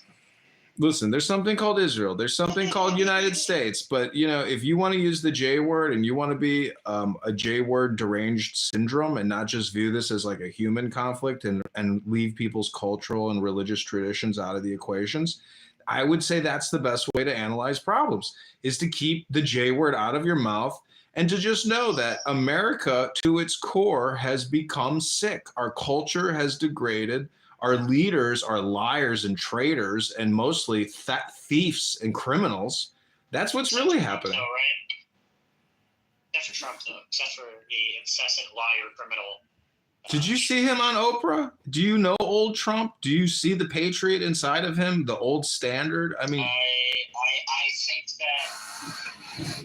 Adrian, I would like to thank you for your service. Yeah, I in a sense pity people who fall for it. I mean, it's really something. I mean, it's amazing to have someone who's like so obviously a con man, and being a con man is like almost part of his brand, and people still fall for it. It's really Not almost. It's the entirety of his brand. Yeah, you're right. I'm being too soft on him. Charitable. Too charitable. I'm being too charitable. Disingenuous. Yes.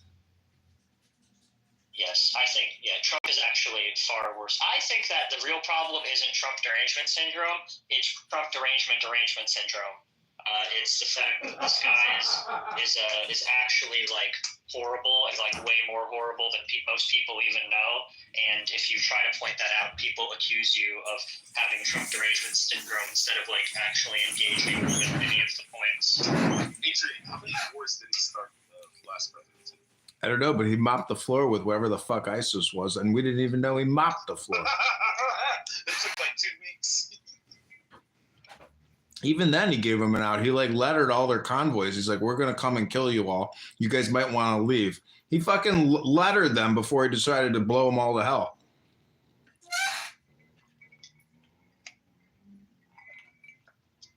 But let's be honest. I have certainly no complaints with the handling of ISIS, but I think the idea that he was some kind of peacenik, I think is also incorrect. He's a peacenik. Starting wars is an interesting metric, I would say. Kevin, he's the guy at the bar who doesn't need to fight. But if you're going to pick a fight with him, you're going to regret it. Oh, you want to play semantics? I got you. Here, we got to. I'm not gonna play semantics. Are fine. Oh God, Kevin, that was more of a little joke than anything.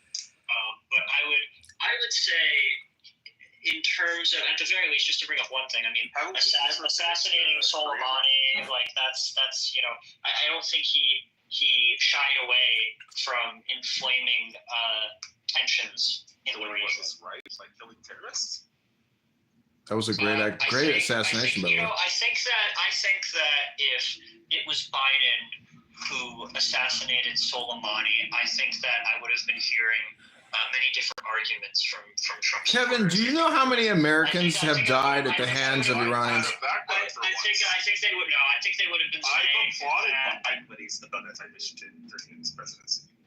Okay, maybe you're different. Adrian, have you applauded Biden and his treatment over Israel for the past 4 years? Well, I mean, honestly, I'll tell you the truth. Israel couldn't have had a better partner than Joe Biden, and he's Irish, and the Irish hate Israel. And I got to say, Joe Biden gave them what they needed, and Bibi Netanyahu is a master statesman, master craftsman. And, you have to be super mercurial in politics. There's no other way to achieve your goals and objectives unless you are super flexible.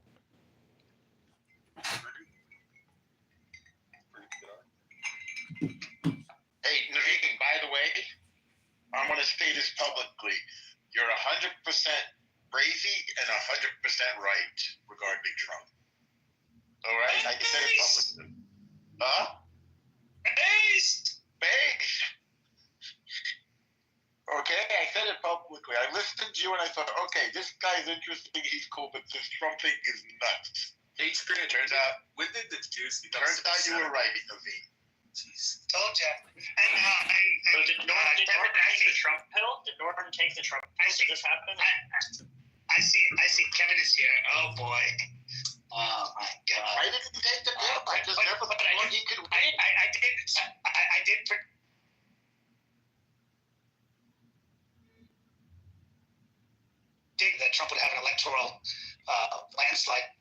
because, and they would try to paint him as a fascist and all that, and it would fail. Once again, I was right, as usual. I believe me, I thought you were crazy, and I still think, like I said, you're 100% crazy and 100% correct. What is it? I mean that humorously, obviously. No, of course, no. And look, I also told people, you got to understand what Trump's appeal is, why more people voted for him this election than 2020, after the stolen election, after the Democrat election in January 20th and stuff like that, why they still supported him and Kevin ran away. If they would have chosen Gavin Newsom or anybody else, statistically, they probably would have come out on top. It's just Kamala was Incorrect. No. I'll tell you why it's incorrect. I'll tell you why. Because nobody in the Democratic Party, including Gavin Newsom, had the balls to say that Joe Biden's policies were what was the problem. If a single one of them came out and said, you know what, Joe Biden did this and it's wrong, and here's how I'm gonna. Here's the difference. If you have a Republican president and Trump is there, he goes, Bush is a fucking idiot. He's an idiot. Have you heard one Democrat call out Barack Obama for anything he did wrong? Tell me one. never. Publicly, right? But Trump goes and says, and people go, you know what, he's right. These things. And so people go, hey, you're willing to call out your own party. You know what, you're not going to be beholden to, Mitch McConnell or these other people. You're going to be beholden to what you feel is right. Now, we may disagree with what you feel is right, but point is, you're going to be beholden to that. Whereas these other people go, if I call out Barack Obama, he's not going to fundraise for me, so I better not call him out. You know what? If I call him out, he may get mad. If he gets mad, he'll tell others to be mad. And if others are mad at me, then what's going to happen? I won't get the book deal if I lose. I won't get on TV because Obama said so. They were more concerned with that stuff. So while I understand what you're saying, that Newsom would be better, would have been a better candidate. The reason is because he would have to openly admit what was wrong with the Osama and the Biden administrations. No one can do that. And, what are like the high-end Democrat strategists like Carville, if you even want to consider them, or any of these high-end ones who aren't totally left whack jobs, like how do they look in the mirror and know that, the party got co-opted, like it was forced down the drain with her, so there was no open primary. They ruined themselves. To be fair, they were forced down the drain of the policies of the Biden administration. See, if you understand, no matter who was in there, they were going to lose because of the Biden administration. Because of Biden. And the fact that nobody would admit Biden's age issue, nobody would admit the mistakes he made, nobody would admit what he did with the border was wrong. Right. No one would talk about, forget the cognitive, even that, if you just say, look, I disagree. Like, look at Fetterman now. I'm not saying Fetterman's a candidate for president, but he's at least saying, hey, the executive orders that Biden did at the very beginning of his administration made our country weaker. Why? Because more illegal immigrants came into the country. Oh, well, that's good for you to say that. That's nice for you to admit it. But then you have all the other Democrats doubling down. No. And then they ceremonially try to pass a bill so that they can then play the game saying, oh, Trump tried to kill